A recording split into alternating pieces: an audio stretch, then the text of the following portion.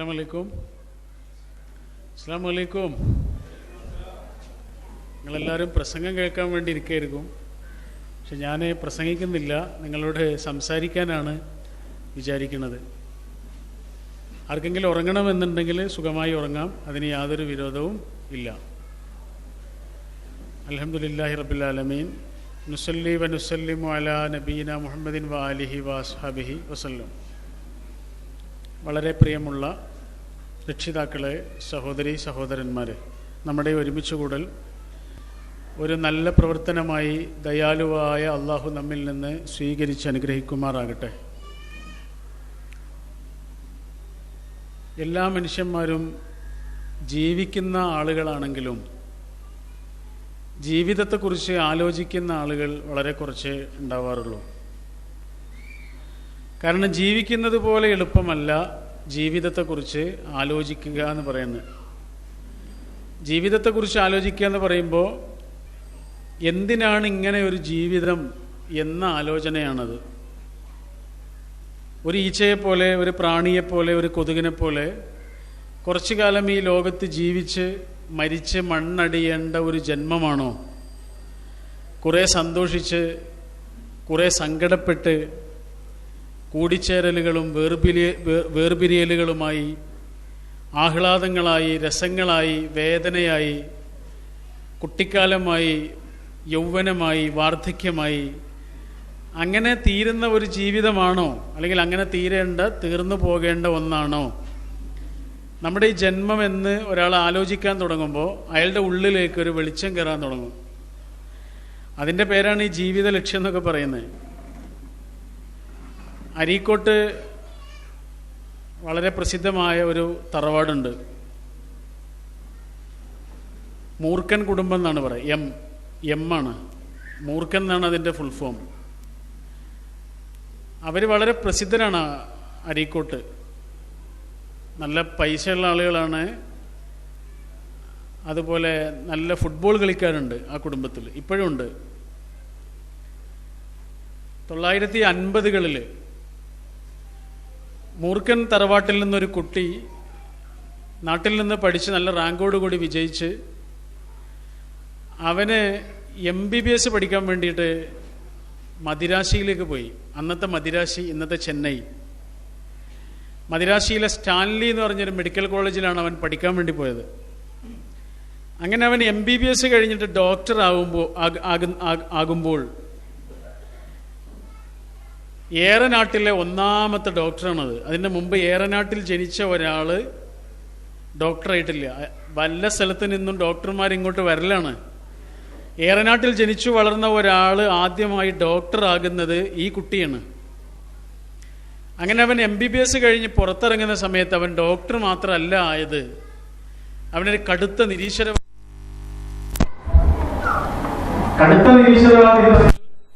അവൻ്റെ ഒരു അധ്യാപകൻ നല്ലൊരു നിരീശ്വരവാദിയായിരുന്നു.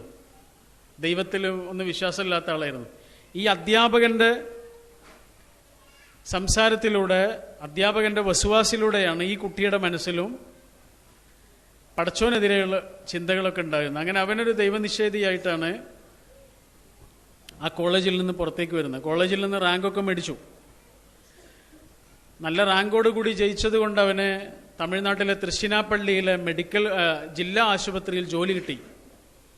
നല്ല ശമ്പളത്തിൽ ജോലി കിട്ടി. പക്ഷേ അവൻ ആ ജോലി സ്വീകരിച്ചില്ല. ജോലി സ്വീകരിച്ചില്ല എന്ന് മാത്രമല്ല, അവന് നാട്ടിലേക്ക് വന്നു. അരീക്കോട്ടേക്കല്ല, നിലമ്പൂരിലേക്കാണ് വന്നത്. നിലമ്പൂരിൽ വന്നിട്ട് അവന് ആദ്യം ചെയ്യുന്നത് നിലമ്പൂരിലൊരു ക്ലബ്ബ് ഉണ്ടാക്കി.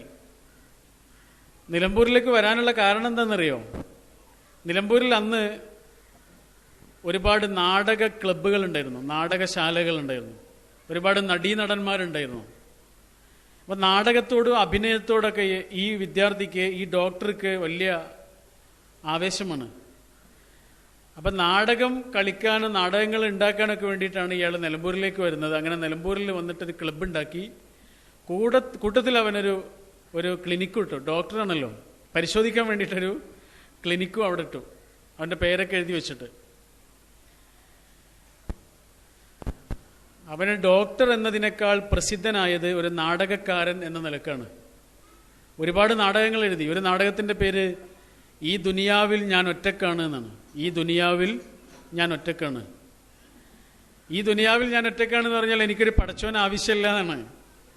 എനിക്ക് ഉമ്മയോ ഉപ്പയോ കുടുംബങ്ങളോ സ്വർഗ നരകങ്ങളോ ഒന്നും ആവശ്യമില്ല എന്നാണ് ആ നാടകത്തിലെ നായകനെ കൊണ്ട് ഈ ഡോക്ടർ പറയിപ്പിക്കുന്നത്. ഇസ്ലാമിനെതിരെയൊക്കെയുള്ള വളരെ കടുത്ത ആക്ഷേപങ്ങളുള്ള നാടകങ്ങളാണ് ഈ ഡോക്ടർ എഴുതിയത്. ഒരുപാട് നാടകങ്ങൾ എഴുതി. ഇജ്ജ് നല്ല മനുഷ്യനാകാൻ നോക്കിയെന്ന് പറഞ്ഞ വളരെ പ്രസിദ്ധമായൊരു നാടകമുണ്ട്. നല്ല രാഷ്ട്രീയക്കാരനായിരുന്നു. കൊണ്ടോട്ടിയിൽ മത്സരിച്ചു, നിയമസഭയിലേക്ക് പരാജയപ്പെട്ടു. മഞ്ചേരിയിൽ മത്സരിച്ചു, കായിദ മില്ലത്ത് ഇസ്മായിൽ സാഹിബിനെതിരെ പാർലമെന്റിലേക്ക്, അവിടെയും പരാജയപ്പെട്ടു. പക്ഷേ ചെറിയ പ്രായത്തിൽ തന്നെ വളരെ പ്രസിദ്ധനായി ഇയാള്. ഒരുപാട് പുസ്തകങ്ങൾ എഴുതി, ഇസ്ലാമിനെതിരെയൊക്കെ ഒരുപാട് പുസ്തകങ്ങൾ എഴുതി. ആ സമയത്താണ് ഇദ്ദേഹത്തിൻ്റെ നാട്ടിനടുത്ത് നിലമ്പൂർ റെയിൽവേ സ്റ്റേഷൻ്റെ തൊട്ടടുത്ത് ഒരു ചെറിയ ഗ്രാമത്തിൽ ഒരു സംഭവമുണ്ടായി. എന്താണ് സംഭവം? ഒരു പെൺകുട്ടി, മുസ്ലിമായൊരു പെൺകുട്ടി മുസ്ലിം അല്ലാത്ത ഒരാളുമായിട്ട് പ്രണയത്തിലാവുകയും അങ്ങനെ ആ പ്രണയം മതപരമായ കാരണങ്ങൾ പറഞ്ഞ് അവർക്ക് വിവാഹം കഴിക്കാൻ സാധിക്കാതെ വരികയും ഈ പെൺകുട്ടി ആത്മഹത്യ ചെയ്യാൻ ഒരുങ്ങുകയും ചെയ്ത ഒരു സംഭവം ഉണ്ടായി. മരിച്ചിട്ടൊന്നുമില്ല. പക്ഷെ അന്നത്തെ കാലത്ത് ആത്മഹത്യ ചെയ്യാൻ ഒരുങ്ങുക എന്ന് പറഞ്ഞാൽ തന്നെ വലിയൊരു കോളിളക്കം സൃഷ്ടിച്ച കാര്യമാണ്. അത് വലിയ ചർച്ചയായി അന്ന് നാട്ടിൽ. ഈ ഡോക്ടറുടെ മനസ്സിൽ അതെങ്ങനെയാണ് ചർച്ചയായതെന്ന് വെച്ചാൽ, ഡോക്ടർ ആലോചിക്കണത് അതിനെക്കുറിച്ചൊരു നാടകം എഴുതാമെന്നാണ്. ആ പ്രണയത്തെക്കുറിച്ചും ആ കുട്ടിയുടെ ആത്മഹത്യാ ശ്രമത്തെക്കുറിച്ചുമൊക്കെ ഒരു നാടകം എഴുതാൻ വേണ്ടിയിട്ട് ഒരു പാതിരാ സമയത്ത് നിലമ്പൂരിലെ ബംഗ്ലാവ് കുന്നിലുള്ള ആ ഡോക്ടറുടെ ചെറിയ വീടിൻ്റെ ഉള്ളിലിരുന്നിട്ട് അയാൾ ആ പാതിരാത്രിയിൽ നാടകം എഴുതാൻ തുടങ്ങുകയാണ്. ആ പെൺകുട്ടിയുടെ പേര് ആയിഷ എന്നാണ്. നാടകത്തിന് പേരിട്ടു ആയിഷ. അങ്ങനെ ആ സംഭവങ്ങൾ ഇങ്ങനെ എഴുതി വരാം, ഓരോ സീനായിട്ട്. ആ നാടകത്തെക്കുറിച്ച് നാടകം ഇങ്ങനെ ഉണ്ടാക്കിക്കൊണ്ടിരിക്കുകയാണ് ഇയാൾ തന്നെ പിന്നീട് പറയാണ്, ഞാൻ ഓരോ സീനുകൾ എഴുതി അവസാനം ഈ പെൺകുട്ടി ആത്മഹത്യ ചെയ്യുന്ന രംഗം എഴുതുകയാണ് ഞാൻ. ആ രംഗം ഇങ്ങനെ എഴുതിക്കൊണ്ടിരിക്കുകയാണ്. പക്ഷേ എനിക്ക് എഴുതാൻ കഴിയണില്ല എത്ര വിചാരിച്ചിട്ടും. പെണ്ണെടുത്താൽ എഴുത്ത് വരും, പക്ഷെ എനിക്കന്ന് എഴുത്ത് വരുന്നില്ല. ആ പെൺകുട്ടി ആത്മഹത്യ ചെയ്യാൻ ഒരുങ്ങി നിൽക്കുന്ന ആ സംഗതി, ആ സമയം എനിക്ക് എഴുതാൻ പറ്റണില്ല. എന്താണ് എഴുതാൻ പറ്റാത്തതിൻ്റെ കാരണം? അതിൻ്റെ കാരണം അയാൾ പറയണത് എന്താണെന്നറിയോ? അയാൾ പറയാണ്, ഈ ആത്മഹത്യ ചെയ്യാൻ ശ്രമിച്ച് ഈ പെൺകുട്ടി എങ്ങാനും മരിച്ചു പോയാൽ, ഈ പെൺകുട്ടി മരിച്ചു പോയാൽ പിന്നെ ഈ പെൺകുട്ടിക്ക് എന്താണ് സംഭവിക്കുന്നത്? ഇതാണ് ഇയാൾ ആലോചിക്കുന്നത്. ഒന്നും സംഭവിക്കണില്ലേ? ഒരു ഈച്ചയെപ്പോലെ, ഒരു പ്രാണിയെപ്പോലെ, ഒരു കൊതുകിനെ പോലെ മരിച്ചു മണ്ണടിയുന്ന ജന്മമാണോ മനുഷ്യന്റെ ജന്മം? അങ്ങനെയാണെങ്കിൽ പിന്നെ എന്തിനാ ഞാൻ കുറേ ആളുകളെ ശത്രുവാക്കുന്നത്? എന്തിനാണ് കുറേ ആളുകളെ വിമർശിക്കുന്നത്? എന്തിനാണ് കുറേ ആളുകളെ, മതത്തെ, പടച്ചവനെ, ഇസ്ലാമിനെ ഒക്കെ ഞാൻ എന്തിനാ വിമർശിക്കുന്നത്? അതിൻ്റെ കാര്യം എന്താണ്? മുസ്ലിങ്ങളും ഞാനും ഒക്കെ മരിച്ചുപോയാൽ ഒരുപോലെയാണെങ്കിൽ പിന്നെ ഞാൻ എന്തിനാണ് അവരെ ശത്രുവാക്കുന്നത്? ഇതാണ് അയാൾ ആലോചിക്കണത്. അദ്ദേഹം പറയാണ്, മരിച്ചു കഴിഞ്ഞാൽ ഈ പെൺകുട്ടിക്ക് എന്ത് സംഭവിക്കും എന്നല്ല ഞാൻ ആലോചിച്ചത്, എനിക്ക് എന്ത് സംഭവിക്കുന്നതാണ്. ഒന്നും സംഭവിക്കണില്ലെങ്കിൽ ഇതിനൊന്നും അർത്ഥമില്ലല്ലോ. പക്ഷെ എനിക്കൊരു ഉത്തരം കിട്ടി. എന്താണ് ഉത്തരം? എന്തോ സംഭവിക്കുന്നുണ്ട്. അതാണ് ഉത്തരം. ഈ ഒരു സംഭവം ഇയാളുടെ മനസ്സിൽ വല്ലാതെ, ആ നാടകം അയാൾക്ക് പൂർത്തിയാക്കാൻ കഴിഞ്ഞില്ല. പൂർത്തിയാക്കാത്ത ആ നാടകവും ആയിഷ എന്ന ആ പെൺകുട്ടിയും ഇന്നും നിലമ്പൂരിലുണ്ട്. നിങ്ങൾ കേട്ടിട്ടുണ്ടാകും, നിലമ്പൂർ ആയിഷ എന്ന് പ്രസിദ്ധയായ കലാകാരിയുടെ ജീവിതമായിരുന്നത് അന്നത്തെ. ഇദ്ദേഹത്തിന്റെ ജീവിതത്തിൽ വേറൊരു സംഭവം കൂടി ഉണ്ടായി. ഇദ്ദേഹത്തിന്റെ അടുത്ത് ഡോക്ടറാണല്ലോ ഇദ്ദേഹം. നിലമ്പൂരിന്റെ ഏതോ ഉൾഗ്രാമത്തിൽ നിന്ന് ഒരു ഹരിജനായ വൃദ്ധൻ ഇദ്ദേഹത്തെ കാണാൻ വേണ്ടി വന്നു. വിദ്യാഭ്യാസമൊന്നുമില്ല, ഒരു സ്കൂളിലും പഠിച്ചിട്ടില്ലാത്ത, ഒരക്ഷരം വായിക്കാൻ അറിയാത്ത ഒരു പാവം ഹരിജനായ വളരെ പ്രായം ചെന്ന ഒരാൾ ഈ ഡോക്ടറെ കാണാൻ വേണ്ടി വന്നു. ഇദ്ദേഹത്തിന്റെ കാലിന് വലിയൊരു പഴുപ്പുണ്ടായിരുന്നു, അത് കാണിക്കാൻ വേണ്ടി വന്നതാണ്. അപ്പോൾ ഡോക്ടർ പഴുപ്പൊക്കെ പരിശോധിച്ചിട്ട് ഇയാൾക്ക് സഹിക്കാൻ പറ്റാത്ത വേദനയുണ്ട്. അപ്പോൾ ഡോക്ടർ പറഞ്ഞു, നിങ്ങൾക്ക് നല്ല വേദന ഉണ്ടല്ലേ? ആ ഉണ്ട്. എന്നൊരു കാര്യം ചെയ്യാം, നമ്മൾക്കൊരു ഇഞ്ചക്ഷൻ ചെയ്യാം, ഒരു സൂചി അടിക്കാം, വേദന പെട്ടെന്ന് മാറും. ഇയാൾ പറഞ്ഞു, അത് വേണ്ട ഡോക്ടറെ, സൂചി അടിക്കണ്ട. എത്ര നിർബന്ധിച്ചിട്ടും ഇയാൾ സൂചി വെക്കാൻ സമ്മതിക്കണില്ല. അപ്പോൾ ഡോക്ടർ ചോദിച്ചു, എന്താണ് നിങ്ങൾക്ക് സൂചി വെക്കാൻ പേടിയിട്ടാ? ഇല്ല, എനിക്ക് പേടിയിട്ടൊന്നുമല്ല. പിന്നെന്താ? ഡോക്ടറെ, എൻ്റെ അടുത്ത് പൈസ ഇല്ലാത്തതുകൊണ്ടാണ്. നിങ്ങൾക്ക് തരാനുള്ള ഫീസ് മാത്രമേ എൻ്റെ കയ്യിലുള്ളൂ, അല്ലാതെ സൂചി വെക്കാനുള്ള പൈസ എൻ്റെ കയ്യിലില്ല എന്ന് പറഞ്ഞു. അപ്പോൾ ഡോക്ടർ പറഞ്ഞു, അതാ പ്രശ്നം. അതൊരു പ്രശ്നമല്ലല്ലോ, നിങ്ങൾ പിന്നെ വരുമ്പോൾ തന്നാൽ പോരെ. അതിന് ഞാൻ പിന്നെ വരുന്ന ഉറപ്പില്ലല്ലോ ഡോക്ടറെ, എൻ്റെ അവസ്ഥ ഇതാണ്, എൻ്റെ അവസ്ഥ ഇങ്ങനെയാണ്, ഞാൻ എങ്ങനെ പിന്നെ വരുന്ന ഉറപ്പില്ലല്ലോ. അപ്പോൾ ഡോക്ടർ പറഞ്ഞു, അത് സാരമില്ല, നിങ്ങൾ പിന്നെ വരുമ്പോൾ തരാമെന്ന് പറഞ്ഞിട്ട് ഇപ്പം പോയാൽ പോരെ എന്ന് ചോദിച്ചു. പിന്നെ വരുമ്പോൾ തരാമെന്ന് പറഞ്ഞിട്ട് ഇപ്പം പോയാൽ പോരെ, സൂചി വെക്കല്ലേ. അപ്പോൾ ഇയാൾ പറഞ്ഞു, അങ്ങനെ പറയാൻ പറ്റുമോ? ഞാൻ അങ്ങനെ പറഞ്ഞു പോയാൽ എനിക്കറിയാം ആ ₹1 വേണ്ടിയിട്ട് എൻ്റെ വീട്ടിലേക്ക് ഡോക്ടർ വരില്ല എന്ന് എനിക്കറിയാം. പക്ഷെ ഞാനങ്ങനെ പറഞ്ഞു പോയാൽ, ഡോക്ടറെ പറ്റിച്ചാൽ മുകളിലിരിക്കണ ഒടയ തമ്പുരാനത് കാണൂലേ എന്നാ ചോദിച്ചത്. ആരോടാ ചോദിക്കുന്നത്? ഏറനാട്ടിലെ 1ാമത്തെ ഡോക്ടറോടാ ചോദിക്കണേ. ആരാ ചോദിക്കണേ? ഈ കാലം വരെ ഒരു സ്കൂളിൽ പോയിട്ടില്ലാത്ത, ഒരു അധ്യാപകന്റെ മുന്നിൽ ഇരുന്നിട്ടില്ലാത്ത, ഒരു അക്ഷരം വായിച്ചിട്ടില്ലാത്ത നിലമ്പൂരിൻ്റെ ഏതോ ഉൾഗ്രാമത്തിൽ നിന്നുള്ളൊരു പാവം ഹരിജനായ വൃദ്ധനാണ് ചോദിക്കുന്നത്. അങ്ങനെ ഞാൻ ഡോക്ടറെ പറ്റിച്ചു പോയാൽ മുകളിലിരിക്കണ ഒടയ തമ്പുരാൻ അത് കാണുകയില്ലേ എന്ന്. ഈ ഡോക്ടർ പറയാണ്, ആ മനുഷ്യൻ്റെ ആ വാക്ക് എൻ്റെ ചെവിയിലല്ല വന്ന് തട്ടിയത്, എൻ്റെ ഉള്ളിലാണ് വന്ന് തട്ടിയത്. അങ്ങനെ ഒരു ഒടയ തമ്പുരാൻ ഇല്ല എന്നാണ് ഈ കാലം വരെ ഈ ഡോക്ടർ പറഞ്ഞുകൊണ്ടിരുന്നത്. നാടകങ്ങളിലൂടെയും പുസ്തകങ്ങളിലൂടെയും പ്രഭാഷണങ്ങളിലൂടെയും ഈ ഡോക്ടർ ഈ കാലം വരെ വാദിച്ചത് എന്താണ്? ഇങ്ങനൊരു പടച്ചോൻ ഇല്ല എന്നാണ്. പിന്നെ ആര് പറഞ്ഞു കൊടുത്തു ഈ പാവം മനുഷ്യനോട് അങ്ങനെ ഒരു പടച്ചനുണ്ട് എന്ന്? ഒരു മതപ്രഭാഷണവും ഇയാൾ കേട്ടിട്ടുണ്ടാവില്ല, ഒരു മതഗ്രന്ഥവും ഇയാൾ വായിച്ചിട്ടുണ്ടാവില്ല, ഖുർആനോ ഗീതയോ ബൈബിളോ ഒന്നും ഇയാൾ വായിച്ചിട്ടുണ്ടാവില്ല. പിന്നെ എങ്ങനെ അറിഞ്ഞു ഒരു പടച്ചോനുണ്ട് എന്ന്? ആ ഡോക്ടർ പറയാണ്, എൻ്റെ മനസ്സിനെ ആകെ മാറ്റിക്കളഞ്ഞ സംഭവമാണ് ആ പാവം മനുഷ്യൻ്റെ വാക്ക്. അദ്ദേഹം ഒരാളെ കാണാൻ വേണ്ടി പോയി. നിലമ്പൂരിലെ പള്ളിയിൽ അന്ന് ഖുത്ബ പറയാറുണ്ടായിരുന്ന KC അബൂബക്കർ മൗലവിയെ കാണാൻ പോയി. KC അബൂബക്കർ മൗലവിയെ കളിയാക്കിയിട്ടാണ് ഇജ്ജ് നല്ല മനുഷ്യനാകാൻ നോക്കി എന്ന നാടകം ഇയാൾ എഴുതിയത്. KCയുടെ പ്രഭാഷണം കേട്ട ആളുകൾ ഇവിടെ ഉണ്ടാവും, ഞാൻ കേട്ടിട്ടില്ല. അദ്ദേഹം വളരെ ഒരു ചരിത്ര പണ്ഡിതനും ശാസ്ത്ര പണ്ഡിതനൊക്കെയാണ്. പക്ഷെ വാക്കുകൾ, അദ്ദേഹത്തിൻ്റെ സംസാരത്തിൻ്റെ ശൈലി തനി ഏറനാടൻ മാപ്പിള മലയാളമാണ്. ഇജ്ജ് കജ്ജ് എന്നൊക്കെ പറയുന്ന മലയാളമാണ്. പക്ഷെ അദ്ദേഹം പറയുന്ന കാര്യങ്ങൾ അത്രയും ഗൗരവമുള്ള കാര്യങ്ങളായിരിക്കും. അപ്പം KC ഇവർക്ക് വലിയൊരു തലവേദനയായിരുന്നു. ഇവർ ഇസ്ലാമിനെതിരെയൊക്കെ വിമർശിച്ച നാടകങ്ങൾ എഴുതുമ്പോൾ KC അതിന് മറുപടി പറയുന്നത് പ്രഭാഷണങ്ങളിലാണ്, ഖുത്ബകളിലാണ്. ആളുകളുടെ മനസ്സിലുള്ള വസുവാസുകളെ KC വളരെ മനോഹരമാക്കി ഇല്ലാതെയാക്കും. അപ്പം KC ഇവരുടെ വലിയൊരു ശത്രുവായിരുന്നു. പക്ഷേ മനസ്സിൽ ഇങ്ങനെയുള്ള ചിന്തകളൊക്കെ ഉണ്ടായപ്പോൾ ഈ ഡോക്ടർ ആദ്യം പോകുന്നത് KCയുടെ അടുത്തേക്കാണ്. KC ഇയാളോട് ചില ചോദ്യങ്ങൾ ചോദിച്ചു. ആ ചോദ്യങ്ങൾക്ക് ഇയാൾക്ക് ഉത്തരം പറയാൻ കഴിഞ്ഞില്ല. KC ഇയാളെയും കൊണ്ടുപോകുന്നത് ഉമർ മൗലവിയുടെ അടുത്തേക്കാണ്. അതുപോലെ തന്നെ മഹാനായൊരു പണ്ഡിത വ്യക്തിത്വമാണ് മർഹൂം ഉമർ മൗലവി റഹ്മഹുല്ലാ. ഉമർ മൗലവിയുടെയും KC അബൂബക്കർ മൗലവിയുടെയും ചില ചോദ്യങ്ങളുടെ മുന്നിൽ ഏറനാട്ടിലെ 1ാമത്തെ ഡോക്ടർക്ക് ഉത്തരം കിട്ടിയില്ല. KC അദ്ദേഹത്തോട് വായിക്കാൻ പറഞ്ഞത് വിശുദ്ധ ഖുർആനിലെ സൂറത്തു തീനാണ്. സൂറത്തു തീന് വായിച്ചാൽ ആളുകൾക്ക് മനസ്സിലാകും ഒരായുസിൻ്റെ അർത്ഥം മുഴുവനും ഒരൊറ്റ അധ്യായത്തിൻ്റെ ഉള്ളിൽ അള്ളാഹു വെച്ചിട്ടുണ്ട്. ചെറിയ ഒരധ്യായമാണ്, വളരെ കുറച്ച് വാക്കുകളേ ഉള്ളൂ. വത്തീനി വസ്സൈത്തൂൻ എന്ന് തുടങ്ങിയിട്ടുള്ള മനോഹരമായ ആശയങ്ങൾ ഉൾക്കൊള്ളുന്ന ഒരു ചെറിയ അധ്യായം. ഇദ്ദേഹം ഇത് വായിക്കാൻ തുടങ്ങുകയാണ്. ഇദ്ദേഹം ഇത് വായിക്കാൻ തുടങ്ങിയപ്പോൾ ഇയാൾക്ക് മനസ്സിലാവാണ് ഈ ജീവിതത്തിൻ്റെ വലിയൊരു അർത്ഥം ഇയാൾക്ക് മനസ്സിലാകുക. പരലോകം എന്നൊരു യാഥാർത്ഥ്യമാണ് സൂറത്ത് തീനിൽ പറഞ്ഞു തരുന്നത്.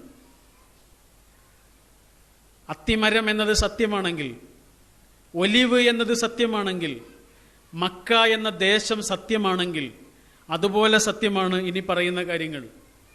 അതാണ് സൂറത്ത് തീനിൽ പറയുന്ന വിഷയം. ഞാൻ ആ വിഷയത്തിലേക്ക് പോകുന്നില്ല. പക്ഷെ ആ അധ്യായത്തെക്കുറിച്ചുള്ള പഠനമാണ് ഇയാളുടെ മനസ്സിനെ ആകെ മാറ്റുന്നത്. അങ്ങനെ 1960കളുടെ അവസാനം പുളിക്കൽ മദീനത്തുൽ ഉലൂം അറബിക് കോളേജിൻ്റെ ഒരു വാർഷിക സമ്മേളനത്തിൽ സമാപന വേദിയിൽ ഈ ഡോക്ടർ കയറി വരുന്നു. എന്നിട്ട് മൈക്കിൻ്റെ മുന്നിൽ വരുന്നു. സൂറത്തു തീൻ മനോഹരമായി വായിച്ച് അർത്ഥം പറഞ്ഞ് വിശദീകരിക്കുന്നു. ആ പ്രഭാഷണത്തിൻ്റെ അവസാനം ആകാശ ലോകങ്ങൾക്കിടയിലെ ഏറ്റവും നല്ല വചനം അഷ്ഹദു അല്ലാ ഇലാഹ ഇല്ലല്ലാഹ് വ അഷ്ഹദു അന്ന മുഹമ്മദ് റസൂലുള്ളാഹ് എന്നുരുവിട്ട് അദ്ദേഹം തറവാട്ടിലേക്ക് തിരിച്ചു വരുന്നു. ഒരാൾ ഇസ്ലാമിലേക്ക് കടന്നു വരിക എന്ന് പറഞ്ഞാൽ മതം മാറുക എന്നല്ല അതിൻ്റെ അർത്ഥം, മാർഗത്തിൽ കൂടുക എന്നല്ല അതിൻ്റെ അർത്ഥം. അവനവൻ്റെ തറവാട്ടിലേക്ക് തിരിച്ചു വരിക എന്നാണ്. തറവാട്ടിൽ നിന്ന് പല കാരണങ്ങളാൽ അകന്നുപോയ ഒരാൾ അതേ തറവാട്ടിലേക്ക് തിരിച്ചു വരലാണ് ഇസ്ലാമിലേക്ക് വരിക എന്ന് പറയുന്നത്. അത് ആഘോഷിക്കപ്പെടേണ്ട ഒരു കാര്യമല്ല. ഒരാൾ ഇസ്ലാമിലേക്ക് വന്നു എന്നത് ആഘോഷിക്കപ്പെടേണ്ട ഒരു കാര്യമേ അല്ല. ഇസ്ലാം അങ്ങനെ കാണുന്നേ ഇല്ല. നമ്മൾ അങ്ങനെ ചെയ്യുന്നുണ്ടെങ്കിൽ അത് നമ്മുടെ കുറ്റമാണ്. ഏതോ ഒരാൾ ഇസ്ലാമിലേക്ക് വന്നു എന്നത് വല്ലാതെ ആഘോഷിക്കപ്പെടേണ്ട കാര്യമല്ല. പക്ഷെ ഒരാൾ ഇസ്ലാമിലേക്ക് വന്നതിൻ്റെ കാരണം എന്താണ്, അത് നമുക്ക് പരിശോധിക്കാം. അത് വീണ്ടും വീണ്ടും പറയാം. അത് കൂടുതൽ ആളുകളുടെ മനസ്സിനെ സ്വാധീനിക്കുന്ന വിധത്തിൽ ആ വിഷയം പറയാം. അതല്ലാതെ ഒരാൾ വന്നു എന്നുള്ളത് ആ കടന്നുവരവ് ആഘോഷിക്കപ്പെടേണ്ട ഒരു കാര്യമല്ല. കാരണം എന്താണ്, അവനവൻ്റെ ഈ പ്രപഞ്ചത്തോളം വലിയ സത്യമാണ് ഇസ്ലാം എന്ന് പറഞ്ഞാൽ. അതിലേക്കുള്ള ഒരാളുടെ വരവ് അവനവൻ്റെ പ്രകൃതിയിലേക്കുള്ള തിരിച്ചുവരവാണ്. അവനവൻ്റെ പ്രകൃതിയിലേക്കുള്ള തിരിച്ചുവരവാണ്. ആ തിരിച്ചുവരവ് ആ ഡോക്ടർ നടത്തുന്നു. പിന്നെ അദ്ദേഹത്തിൻ്റെ ജീവിതം മുഴുവനും അദ്ദേഹം നേരത്തെ ഏതൊക്കെ കാര്യങ്ങളെയാണോ വിമർശിച്ചത്, ആ വിമർശിച്ച കാര്യങ്ങൾ സ്ഥാപിക്കാനാണ് പിന്നെ ജീവിച്ചത്. അള്ളാഹു എന്ന പേരിൽ അദ്ദേഹം ഒരു പുസ്തകം എഴുതിയിട്ടുണ്ട്. ഒരു 40-45 പേജുകൾ മാത്രമുള്ള ഒരു ചെറിയ പുസ്തകമാണ് അള്ളാഹു. അള്ളാഹു ഇല്ല എന്നാണ് ഈ കാലം വരെ അദ്ദേഹം പറഞ്ഞത്. പിന്നെ അദ്ദേഹം എഴുതുന്ന പുസ്തകത്തിൻ്റെ പേര് അള്ളാഹു എന്നാണ്. അള്ളാഹു എന്ന പേരിൽ വലിയ വലിയ പുസ്തകങ്ങൾ ലോകത്തുണ്ട്. അള്ളാഹുവിനെ കുറിച്ച് എഴുതിയ മഹാഗ്രന്ഥങ്ങൾ ലോകത്തുണ്ട്. പക്ഷെ ആ ഗ്രന്ഥങ്ങൾ മുഴുവനും വായിച്ചാലും നമുക്ക് കിട്ടാത്ത ഒരു വെളിച്ചമുണ്ട്, ഒരാഴമുള്ള ആസ്വാദനമുണ്ട്. അത് കിട്ടും ഈ ഡോക്ടർ എഴുതിയ 50ഓളം പേജുകൾ മാത്രമുള്ള അള്ളാഹു എന്ന ചെറിയ പുസ്തകത്തിൽ നിന്ന്. കാരണം എന്താണ്, ഡോക്ടറുടെ പേര് പറഞ്ഞാൽ ഒരുപക്ഷെ നിങ്ങൾക്കറിയുന്ന പേരായിരിക്കും. അത് ഈ മഹാപ്രസ്ഥാനത്തിൻ്റെ ഏറ്റവും ദീർഘകാലത്തെ സംസ്ഥാന പ്രസിഡന്റായിരുന്ന ഡോക്ടർ എം ഉസ്മാൻ സാഹിബ് റഹ്മത്തുള്ളാഹിയുടെ ചരിത്രമാണ്. കടന്നു വന്നൊരു മഹാജീവിതത്തിൻ്റെ ചരിത്രമാണ്. കേരളത്തിലെ ഇസ്ലാമിക സമൂഹത്തിൽ ഇന്നോളം ഉണ്ടായതിൽ വെച്ച് ഏറ്റവും വലിയ ശാസ്ത്രബോധവും ചരിത്രബോധവുമുള്ള പണ്ഡിതനായിരുന്നു എം ഉസ്മാൻ സാഹിബ്. അദ്ദേഹത്തിൻ്റെ പ്രഭാഷണങ്ങൾ മുഴുവനും പറഞ്ഞിരുന്നത് അള്ളാഹുവിനെക്കുറിച്ചും പരലോകത്തെക്കുറിച്ചുമായിരുന്നു. നിങ്ങൾ ഉസ്മാൻ ഡോക്ടറുടെ ഏതൊരു പ്രഭാഷണം വായിച്ചെടുത്തു നോക്കൂ. അത് ലേഖനങ്ങളായി വന്നിട്ടുണ്ട്, പ്രഭാഷണങ്ങളായി തന്നെ ഇന്ന് കിട്ടാനുമുണ്ട്. ഏതൊരു പ്രസംഗം നിങ്ങൾ കേട്ടു നോക്കൂ, ഏതൊരു പ്രഭാഷണം കേട്ടു നോക്കൂ, ആ പ്രഭാഷണത്തിലൊക്കെ ഉള്ളത് പരലോകമായിരിക്കും. അള്ളാഹു എന്ന വിഷയത്തിൽ ആരംഭിച്ച് പരലോകം എന്ന വിഷയത്തിൽ അവസാനിക്കുന്ന പ്രഭാഷണങ്ങളായിരുന്നു. കാരണം അതിൽ നിന്ന് അകന്നുപോയൊരു മനുഷ്യൻ അതിലേക്ക് തിരിച്ചു വന്നപ്പോൾ സംഭവിച്ച ആസ്വാദനമാണ് അദ്ദേഹത്തിൻ്റെ പിന്നീടുള്ള ജീവിതം. ശരി, ഞാൻ നേരത്തെ പറഞ്ഞതുപോലെ എല്ലാവരും ജീവിക്കുന്ന ആളുകളാണ്. പക്ഷെ ജീവിതത്തെക്കുറിച്ച് ആലോചിക്കുന്ന ആളുകൾ അധികം ഉണ്ടാവില്ല. ജീവിതത്തെക്കുറിച്ചുള്ള ഈ ഒരു ആലോചനയാണ് യഥാർത്ഥത്തിൽ ഖുർആൻ നമുക്ക് തരുന്നത്. ഇമാം ഖസാലി റഹ്മത്തുള്ളാഹി പറഞ്ഞു തരുന്നൊരു സംഭവമുണ്ട്, നിങ്ങൾ കേട്ടിട്ടുണ്ടാവും. ഒരാളെ ഒരു വന്യജീവി ഓടിക്കുന്നു, ഒരു സിംഹം ഒരാളുടെ പിന്നാലെ കൂടുന്നു. അങ്ങനെ ഇയാൾ പേടിച്ച് ഓടുകയാണ്, ജീവനും കൊണ്ട് ഓടുകയാണ്. ജീവനും കൊണ്ട് ഓടുന്ന സമയത്ത് ഇയാളുടെ പിന്നാലെ ആ സിംഹമുണ്ട്. ഇയാൾ ഓടുന്നതിനിടയിൽ വലിയൊരു കിണറ്റിൽ പോയിട്ട് വീഴുന്നു. വലിയൊരു പൊട്ടക്കിണറ്റിൽ പോയിട്ട് ഇയാളിങ്ങനെ ഉതിർന്ന് വീഴുന്നതിനിടയിൽ അയാൾക്ക് 2 വള്ളിയിൽ പിടിക്കാൻ കഴിഞ്ഞു. താഴേക്ക് വീണില്ല അയാൾ. വല്ലാത്ത ആശ്വാസമായി. അങ്ങനെ കിതപ്പ് മാറിയിട്ട് അയാൾ ആ കിണറിൻ്റെ താഴേക്ക് ഇങ്ങനെ നോക്കുമ്പോൾ കാണുന്നത് കിണർ നിറയെ വലിയ പാമ്പുകളാണ്. ഒരാളെ കിട്ടിയാൽ കൊത്തി തിന്നാൻ കാത്തിരിക്കുന്ന വലിയ കാളസർപ്പങ്ങളാണ് ആ കിണറിൻ്റെ താഴെയുള്ളത്. ഇയാൾക്ക് പേടി കൂടി. മുകളിലേക്ക് നോക്കുമ്പോൾ കാണുന്നത് അയാളെ ഓടിച്ച സിംഹം അവിടെ തന്നെ കാത്തിരിക്കുന്നുണ്ട്. പേടി പിന്നെയും കൂടി. പിന്നെയാണ് ഇയാൾ ശ്രദ്ധിച്ചത്, ഇയാൾ പിടിച്ചിരിക്കുന്ന 2 വള്ളികളുണ്ടല്ലോ, ഒരു വള്ളിയിൽ ഒരു കറുത്ത എലിയും മറ്റേ വള്ളിയിൽ ഒരു വെളുത്ത എലിയും ഈ വള്ളികളെ ഇങ്ങനെ കാർന്ന് തിന്നുകൊണ്ടിരിക്കുന്നുണ്ട്. അയാളുടെ പേടിയുടെ ആഴം എത്ര വലുതായിരിക്കും, ഹൃദയം തകർന്നു പോകുന്നൊരവസ്ഥയാണ്. പക്ഷെ ആ സമയത്താണ് ഇയാളുടെ മൂക്കിൻ്റെ തുമ്പിലേക്ക് ഒരു തുള്ളി വന്ന് വീണത്. ഒരു തുള്ളി വന്ന് വീണ്, ഒരു വെള്ളത്തിൻ്റെ തുള്ളിയാണ്. അതിങ്ങനെ മെല്ലെ മെല്ലെ ഒലിച്ചിറങ്ങിയിട്ട് അയാളുടെ ചുണ്ടറ്റത്ത് വന്ന് അയാളുടെ നാവിൻ തുമ്പിലേക്ക് തട്ടി.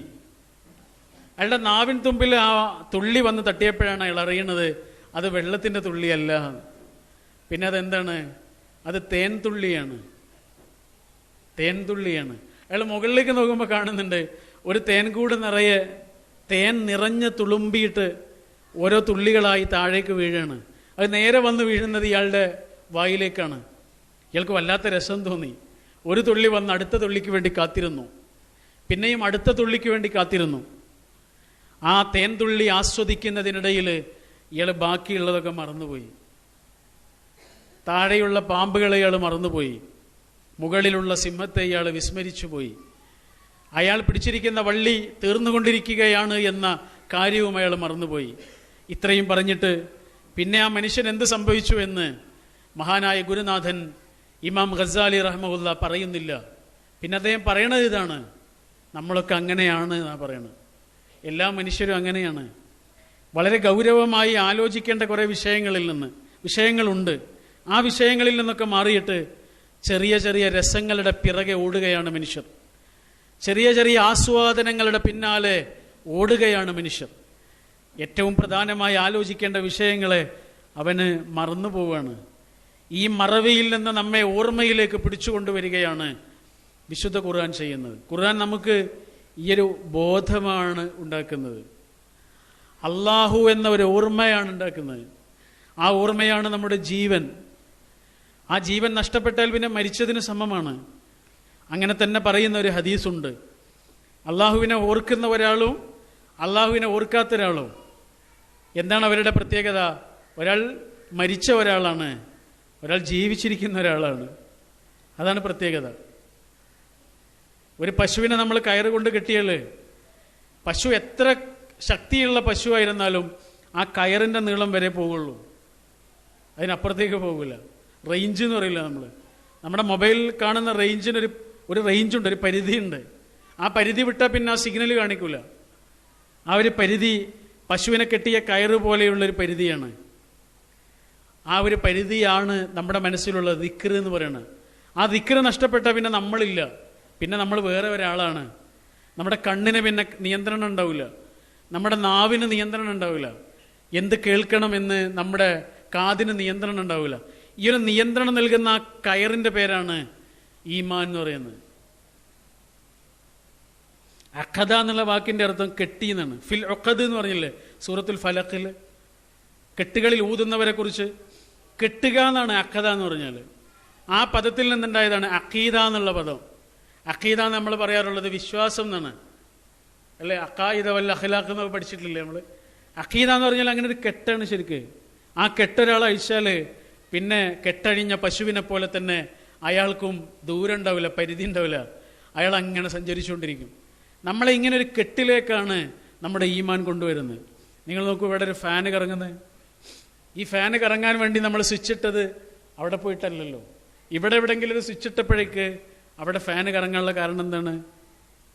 ആ ഫാനും ആ സ്വിച്ചും തമ്മിലൊരു ബന്ധമുണ്ട്, കണക്ഷൻ വയറുണ്ട്. ആ വയറ് കേടുവന്നാലോ നമ്മൾ എത്ര സ്വിച്ച് ഇട്ട് കഴിഞ്ഞാലും ഫാന് കറങ്ങൂല. നമ്മൾ പറയും ഫാന് കേടുവന്നിട്ടുണ്ട് എന്നത്. യഥാർത്ഥത്തിൽ കേടുവന്നത് ഫാനാണോ? അല്ല, വയറാണ് കേടുവന്നത്. അങ്ങനെ നമ്മളെയും പടച്ചവനെയും തമ്മിൽ ബന്ധിപ്പിക്കുന്ന ആ കണക്ഷൻ വയറാണ് നമ്മുടെ ഈമാൻ എന്ന് പറയുന്നത്. ആ ഈമാൻ കേടുവന്നാലേ നമ്മൾ കേടുവരും. ആ ഈമാൻ കേടുവന്നാൽ ഞാൻ കേടുവരും. എൻ്റെ നാവ് പറയുന്ന കാര്യങ്ങൾ കേടുവന്നതാകും, എൻ്റെ കണ്ണ് കാണുന്ന കാര്യങ്ങൾ കേടുവന്നതാകും, എൻ്റെ കാത് കേൾക്കുന്നതും എൻ്റെ കാല് പോകുന്നതുമൊക്കെ കേടുവന്നതിലേക്കാകും. കാരണം മനസ്സ് കേടുവരും. മനസ്സാണ് ഏറ്റവും വലിയ കേന്ദ്രം എന്ന് പറയുന്നത്. നമ്മുടെ കണ്ണും കാതും കയ്യും കാലും എന്നല്ല കേന്ദ്രം, മനസ്സാണ് കേന്ദ്രം. കാരണം നമ്മുടെ കണ്ണിന് അള്ളാഹു കൊടുത്ത ജോലി കാണുക എന്നാണ്, അല്ലേ? കാണുക എന്നാണ്. പക്ഷേ എന്താണ് കാണേണ്ടതെന്ന് തീരുമാനിക്കുന്നത് കണ്ണല്ല. കണ്ണെന്തും കാണും. കാതിന് അള്ളാഹു കൊടുത്തിട്ടുള്ള ജോലി കേൾക്കുക എന്നാണ്. കാതെന്തും കേൾക്കും. കാരണം എന്താണ് കേൾക്കേണ്ടതെന്ന് തീരുമാനിക്കുന്നത് കാതല്ല, എന്താണ് പറയേണ്ടതെന്ന് തീരുമാനിക്കുന്നത് നാവല്ല. ഇതൊക്കെ തീരുമാനിക്കുന്നത് ആരാണ്? മനസ്സാണ്. മനസ്സാണ് അള്ളാഹുവിനെ അനുസരിക്കുന്നതും ധിക്കരിക്കുന്നതും. മനസ്സ് നന്നായാൽ മനുഷ്യൻ നന്നായി, മനസ്സ് നന്നായാൽ കണ്ണ് നന്നായി, മനസ്സ് നന്നായാൽ കാതും നാവും കൈകാലുകളും കാശും ഒക്കെ നന്നായി. അതുകൊണ്ട് മനസ്സാണ് എല്ലാത്തിൻ്റെയും കേന്ദ്രം. അതുകൊണ്ട് റസൂലുള്ള പറഞ്ഞത് മനുഷ്യൻ്റെ ശരീരത്തിലൊരു മാംസപിണ്ഡമുണ്ട്. ഹൃദയത്തെക്കുറിച്ച് പറഞ്ഞതാണ്. ഹൃദയം എന്ന് പറഞ്ഞൊരു അവയവമുണ്ട്, പക്ഷെ മനസ്സെന്ന് പറഞ്ഞൊരു അവയവമല്ല. മനസ്സെന്ന് പറഞ്ഞാൽ നമ്മുടെ ശരീരത്തിൻ്റെ ഒരു സിസ്റ്റത്തിൻ്റെ പേരാണ്. കുറേ നാഡീ ഞരമ്പുകളൊക്കെ കൂടിയ ഒരു സിസ്റ്റത്തിൻ്റെ പേരാണ് മനസ്സ്. മനസ്സ് ഹൃദയത്തിൻ്റെ ഉള്ളിലാണെന്ന് പറയുന്നുണ്ട് ചില മനഃശാസ്ത്രജ്ഞന്മാർ. അതെവിടെയോ ആകട്ടെ, ഈ ഹൃദയത്തെക്കുറിച്ചാണ് റസൂല് പറഞ്ഞത്, മനുഷ്യൻ്റെ ശരീരത്തിലൊരു മാംസപിണ്ഡമുണ്ട്, ഒരു ഇറച്ചി കഷ്ണമുണ്ട്. അത് നന്നായാൽ ബാക്കിയുള്ളതൊക്കെ നന്നായി എന്ന് റസൂല് പറയുന്നത്. അത് കേടുവന്നാലോ ബാക്കിയുള്ളതൊക്കെ കേടുവന്നു. കൽബിനെ കുറിച്ച് പറഞ്ഞതാണ് റസൂൽ.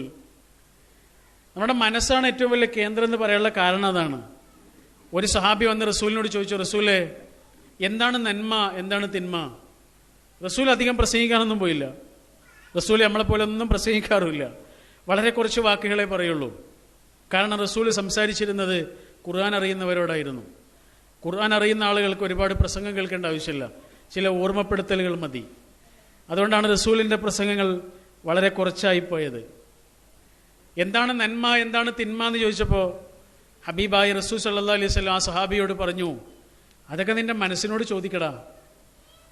നിന്റെ മനസ്സ് സമ്മതിച്ചാൽ നീ അത് ചെയ്തോ, നിന്റെ മനസ്സ് വേണ്ട എന്ന് പറഞ്ഞാൽ നീ അത് ചെയ്യണ്ട. അങ്ങനെയാണ് പറഞ്ഞത്. നിന്റെ മനസ്സിൽ നിനക്കൊരു വേദന ആവുകയാണെങ്കിൽ നീ അത് ചെയ്യണ്ട. അല്ല, നിന്റെ മനസ്സിൽ നിനക്കൊരു സന്തോഷം തോന്നുകയാണെങ്കിൽ നീ അത് ചെയ്തോ. മറ്റൊരാൾ കാണുന്നത് നിനക്ക് ഇഷ്ടപ്പെടുന്നില്ലെങ്കിൽ അത് തെറ്റാണ്. അങ്ങനെ പറഞ്ഞ വകരിഹിത്ത അലൈഹിന്നാസ്, നീ ചെയ്യുന്നൊരു കാര്യത്തിൽ ആളുകൾ അത് അറിയണത് നിനക്ക് ഇഷ്ടമല്ല, നീ അത് ചെയ്യരുത്. അങ്ങനെ പറഞ്ഞത്. നിന്റെ ഹൃദയത്തിൽ നിനക്ക് സന്തോഷമായിട്ട് തോന്നുന്ന കാര്യമാണെങ്കിൽ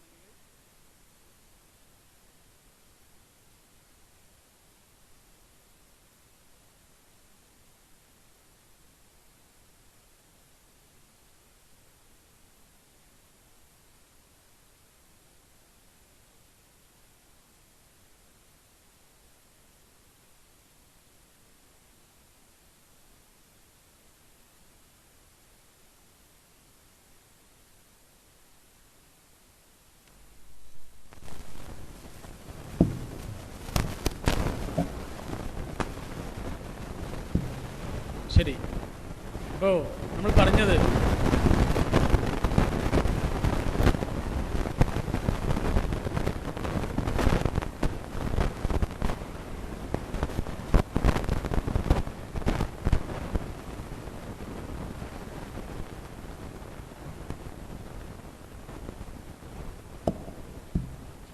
പറയല്ലേ. അപ്പോൾ നമ്മൾ പറഞ്ഞത് ഈ മനസ്സിനെയാണ് നമ്മളെപ്പോഴും ഒരു കുട്ടിയെ ശ്രദ്ധിക്കുന്നത് പോലെ ശ്രദ്ധിക്കേണ്ടതാണ് മനസ്സ്. ഒരു ചെറിയ കുട്ടിയെ എത്ര നമ്മൾ ശ്രദ്ധിക്കുന്നുണ്ട്, അതിലേറെ ശ്രദ്ധിക്കണം എപ്പോഴും മനസ്സിനെ. മനസ്സിങ്ങനെ അങ്ങോട്ടും ഇങ്ങോട്ടും തുള്ളിക്കൊണ്ടേയിരിക്കും, ഓരോ സാഹചര്യത്തിനനുസരിച്ച് ഇങ്ങനെ അങ്ങോട്ടും ഇങ്ങോട്ടും മാറിക്കൊണ്ടേയിരിക്കും. അതുകൊണ്ട് ഈ മനസ്സിനെ അത്ര ശ്രദ്ധിക്കണമെന്ന് നമ്മളോട് പറഞ്ഞിരിക്കുന്നത് അതുകൊണ്ടാണ്. ശരി, എങ്ങനെയാണ് മനസ്സിനെ നന്നാക്കുക, അല്ലെങ്കിൽ മനസ്സിനെ എങ്ങനെയാണ് ശുദ്ധീകരിക്കുക? മനസ്സിനെ എപ്പോഴും ശുദ്ധീകരിച്ചുകൊണ്ടിരിക്കണം എന്ന് റസൂൽ പറഞ്ഞിട്ടുണ്ട്. ഒരു ഇരുമ്പ് തുരുമ്പ് പിടിക്കുന്നത് പോലെ നമ്മുടെ ഉള്ളു തുരുമ്പ് പിടിക്കും. അപ്പോൾ സ്വഹാബികൾ ചോദിച്ചു, വമാ ജലാഉഹാ യാ റസൂലല്ലാഹ്, എന്താണ് ഇതിന് പരിഹാരം? ഹൃദയം തുരുമ്പ് പിടിക്കാതിരിക്കാനുള്ള മാർഗം എന്താണ്? അവർ റസൂലല്ലാഹ് പറഞ്ഞെന്താണെന്നറിയോ? ഖുർആനിനോട് അടുക്കുക, മരണത്തെക്കുറിച്ച് ആലോചിക്കുക. ഖുർആനിനോട് അടുക്കുക, മരണത്തെക്കുറിച്ച് ആലോചിക്കുക എന്ന് പറഞ്ഞു. റസൂൽ സല്ലല്ലാഹു അലൈഹി വസല്ലം പറഞ്ഞതാണ്, ഖുർആനിലേക്ക് അടുക്കുക, മരണത്തെക്കുറിച്ച് ആലോചിക്കുക. അപ്പോൾ മനസ്സ് തണുത്ത് നിൽക്കാനുള്ള, മനസ്സ് നനഞ്ഞു നിൽക്കാനുള്ളൊരു മാർഗമാണത്. തുരുമ്പ് പിടിക്കാതെ അതിനെ ശുശ്രൂഷിക്കുവാനുള്ളൊരു മാർഗം നമ്മുടെ ഹബീബ് നമുക്ക് പഠിപ്പിച്ചു തന്നതാണ്. പ്രാർത്ഥനയാണ് ഏറ്റവും കൂടുതൽ മനസ്സിനെ എപ്പോഴും നല്ലൊരവസ്ഥയിൽ നിലനിർത്തുന്ന മരുന്ന് എന്ന് പറയുന്നത്. പ്രാർത്ഥന എന്ന് പറഞ്ഞാൽ എന്താണ്? അള്ളാഹുവോടുള്ള നമ്മുടെ ബന്ധമാണ്. സിലത്ത് എന്ന് പറഞ്ഞാൽ ബന്ധം എന്നാണ്. അതിൽ നിന്നാണ് സ്വലാത്ത് എന്ന പദം ഉണ്ടായത്. സ്വലാത്ത് എന്ന് പറഞ്ഞാൽ പ്രാർത്ഥന എന്നാണ്. നമ്മൾ നിസ്കാരത്തിനൊക്കെ പറയൂലേ, ആ പദം ശരിക്കുണ്ടായത് സിലത്ത്, കണക്ഷൻ എന്ന പദത്തിൽ നിന്നാണ്. അപ്പം അള്ളാഹുവിനോടുള്ള നമ്മുടെ കണക്ഷനാണ് നമ്മുടെ പ്രാർത്ഥന. നമ്മൾ എപ്പോഴൊക്കെ പ്രാർത്ഥനയിൽ നിന്ന് പിന്നോട്ടടിച്ചിട്ടുണ്ടോ, പ്രാർത്ഥിക്കാൻ മടി കാണിച്ചിട്ടുണ്ടോ, നിസ്കരിച്ചു കഴിഞ്ഞ് എപ്പോഴൊക്കെ വേഗം എണീറ്റ് പോയിട്ടുണ്ടോ, പ്രാർത്ഥന എപ്പോഴൊക്കെ നമുക്ക് കുറഞ്ഞു പോയിട്ടുണ്ടോ, അപ്പോഴൊക്കെ നമ്മുടെ മനസ്സ് ഇങ്ങനെ ഉണങ്ങിയതുപോലെ നമുക്ക് അനുഭവപ്പെടും. മനസ്സ് ഉണങ്ങിയതുപോലെ, മനസ്സ് വരണ്ടതുപോലെ അനുഭവപ്പെടും. എന്നാൽ പ്രാർത്ഥന കൂടെയുള്ള ഒരാൾ അനുഭവിക്കുന്ന ഒരു ആശ്വാസമുണ്ട്. ജീവിതത്തിലെ നേട്ടങ്ങളിലും നഷ്ടങ്ങളിലും അയാൾക്ക് ഒരേ അവസ്ഥയിൽ നിലനിൽക്കാൻ കഴിയും. അയാൾ ബേജാറാവില്ല, അയാൾ ജീവിതത്തെക്കുറിച്ച് വലിയ ഉത്കണ്ഠകൾ ഉണ്ടാവില്ല, അയാളുടെ മനസ്സ് ശാന്തമായിരിക്കും. കാരണം എന്താണ്? എന്തൊക്കെ നഷ്ടപ്പെട്ടാലും നഷ്ടപ്പെടാത്ത ഒരാൾ അയാളുടെ കൂടെ എപ്പോഴും ഉണ്ട് എന്ന് അയാൾക്കറിയാം. അതാണ് അതിൻ്റെ കാരണം. നിങ്ങൾ ആലോചിച്ച് നോക്കൂ, ആ ഒരു അവസ്ഥയിലേക്ക് എത്താൻ നമുക്ക് സാധിച്ചിട്ടുണ്ടോ എന്ന് നമ്മൾ പരിശോധിച്ച് നോക്കൂ. അള്ള കൂടെയുണ്ട് എന്നുള്ള ഒരു ബോധം കൊണ്ട് നമ്മുടെ മനസ്സിനൊരു സമാധാനം, അത് പ്രാർത്ഥന കൊണ്ടുണ്ടാവുന്നതാണ്. പ്രാർത്ഥിക്കാത്ത ഒരാൾക്ക് ഇത് ഉണ്ടാവില്ല. അള്ളാഹിനെ കുറിച്ചുള്ളൊരു പ്രതീക്ഷ ഉണ്ടല്ലോ, അതാണ് ഈമാനിൻ്റെ ഏറ്റവും വലിയൊരു അനുഭവം. ഈമാൻ എന്നുള്ള പദത്തിൻ്റെ അർത്ഥം തന്നെ എന്താണ്? പേടിയില്ലാത്ത അവസ്ഥ എന്നാണ്. വിശ്വാസം എന്നുള്ള അർത്ഥം അതിൻ്റെ സാങ്കേതികമായ അർത്ഥമാണ്. ശരിക്കുള്ള അതിൻ്റെ അർത്ഥം എന്താണ്? പേടിയില്ല എന്നാണ്. ഞങ്ങൾ ആലോചിച്ചോ, അള്ളാഹുവോടുള്ള ബന്ധത്തിന് പറഞ്ഞ പദം എന്താണ്? പേടിയില്ല എന്ന്. അള്ളാഹുവോടുള്ള ബന്ധമാണല്ലോ ഈമാൻ. ആ ഈമാൻ എന്നുള്ള പദത്തിൻ്റെ അർത്ഥം ഇതാണ്, പേടിയില്ല എന്ന്. എന്ത് പേടിയില്ല? അള്ളാഹിനെ പേടിയുണ്ടാവുമ്പോൾ പിന്നൊരു പേടിയില്ല എന്ന്. അതാണ് ആ ഒരു നിർഭയത്വം നമ്മുടെ ഈമാന് കൊണ്ട് നമ്മൾ അനുഭവിക്കുന്നുണ്ടോ എന്നാലോചിച്ച് നോക്കൂ. പ്രാർത്ഥനയുടെ ഏറ്റവും വലിയ ശക്തിയാണത്. ഈ ഒരു ബോധം നമ്മുടെ മനസ്സിൽ നിലനിൽക്കും. കാസർഗോഡ് ഒരിക്കൽ പ്രസംഗിക്കാൻ വേണ്ടി പോയപ്പോൾ ഖുർആൻ നൽകുന്ന സമാധാനത്തെക്കുറിച്ചൊക്കെയാണ് അവിടെ പ്രസംഗിച്ചത്. നമ്മൾ ഖുർആനിൽ നിന്നിങ്ങനെ അവർക്ക് പറഞ്ഞു കൊടുക്കുകയാണ്, അല്ല നമ്മുടെ ജീവിതത്തിൽ നമ്മൾ അത്തരമൊന്നും അനുഭവിക്കുന്നില്ലല്ലോ. പ്രസംഗം കഴിഞ്ഞിട്ട് ഇറങ്ങിയപ്പോൾ ഒരു ഉമ്മ നമ്മുടെ അടുത്ത് വന്നു, സംസാരിക്കണം എന്ന് പറഞ്ഞു. അങ്ങനെ ആ ഉമ്മയോട് സംസാരിക്കുമ്പോൾ ആ ഉമ്മ പറയണത് എന്താണെന്നറിയോ? ആ ഉമ്മയ്ക്ക് ഭർത്താവ് 2 ആൺകുട്ടികളാണ്. ഭർത്താവ് ഗൾഫിൽ വെച്ചിട്ട് മരിച്ചു. പിന്നെ ഈ ഉമ്മയ്ക്ക് ആകെ ഉള്ളത് 2 ആൺകുട്ടികൾ. ഈ ആൺകുട്ടികൾ ദൂരെ എവിടെയോ പഠിക്കാൻ വേണ്ടി പോയതാണ്. വെക്കേഷന് നാട്ടിൽ വന്നു. ചെറുപ്പം മുതൽ അവർ കുളിക്കുന്ന പുഴയുണ്ട് അവിടെ, വീടിൻ്റെ അടുത്തുള്ളൊരു പുഴ. ആ പുഴയിലേക്ക് കുളിക്കാൻ വേണ്ടി പോയതാണ് 2 ആളും. വേറെ അവരുടെ കൂട്ടുകാരും ഉണ്ട്. അങ്ങനെ അവരുടെ കൂട്ടുകാരിൽപ്പെട്ട ഒരാളും ഈ 2 കുട്ടികളും മുങ്ങി മരിച്ചു.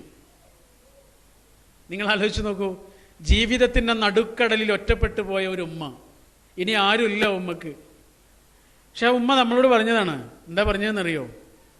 മോനെ, ഞാൻ ഖുർആൻ പഠിച്ചിട്ടില്ലായിരുന്നെങ്കിൽ ആത്മഹത്യ ചെയ്തിട്ടുണ്ടാവും.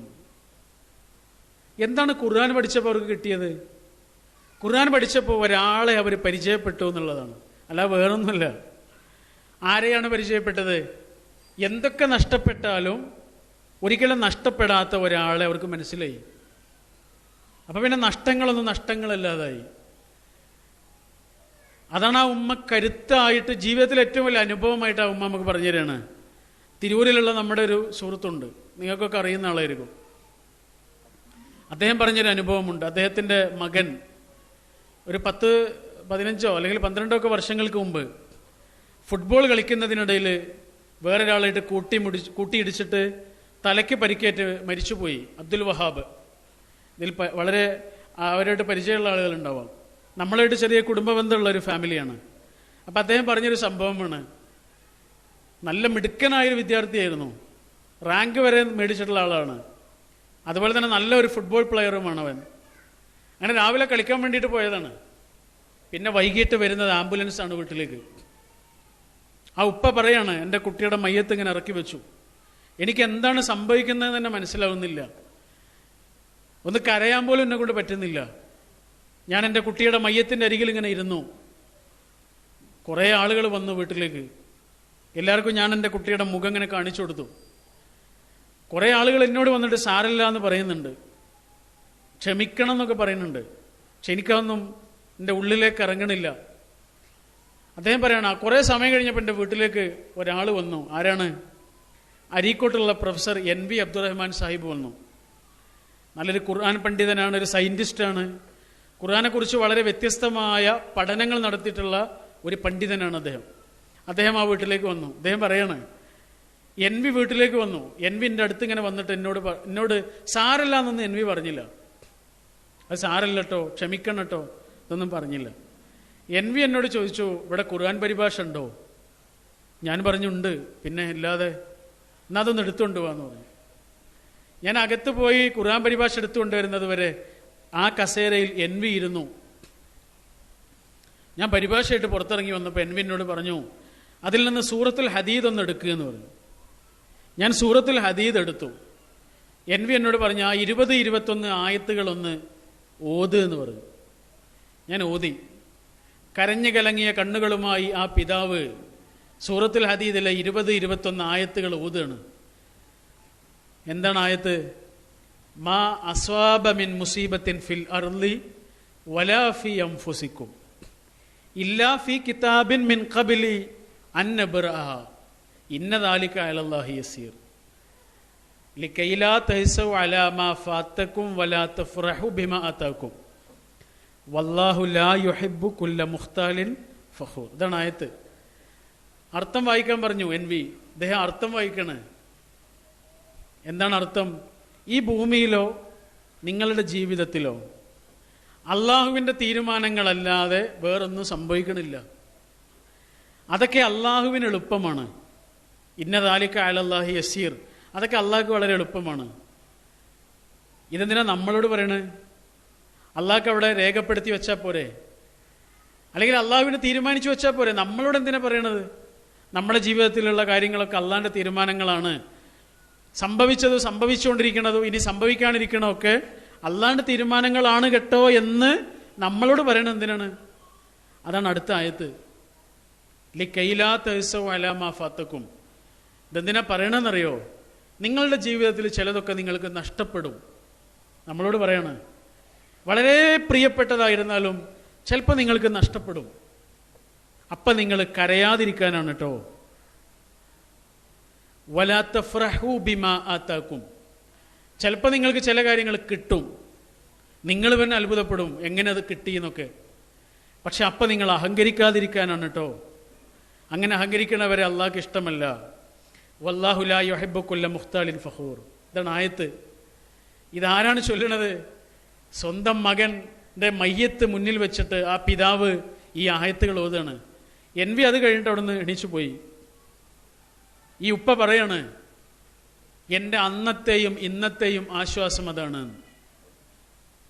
കുറേ ആളുകൾ എന്നോട് വന്നിട്ട് സാരല്ല എന്നൊക്കെ പറഞ്ഞു. സാരല്ല എന്ന് എന്നോട് പറയുന്നവരെ ഞാൻ കാണുന്നുണ്ട്, അവരെൻ്റെ മുന്നിലുണ്ട്. പക്ഷേ അവരുടെ വാക്കിൽ നിന്ന് എനിക്ക് കിട്ടിയതിനേക്കാൾ വലിയ സമാധാനം കിട്ടിയത് ഞാൻ കാണാത്ത ഒരാൾ എന്നോട് സാരല്ലട്ടോ എന്ന് പറഞ്ഞപ്പോഴാണ്.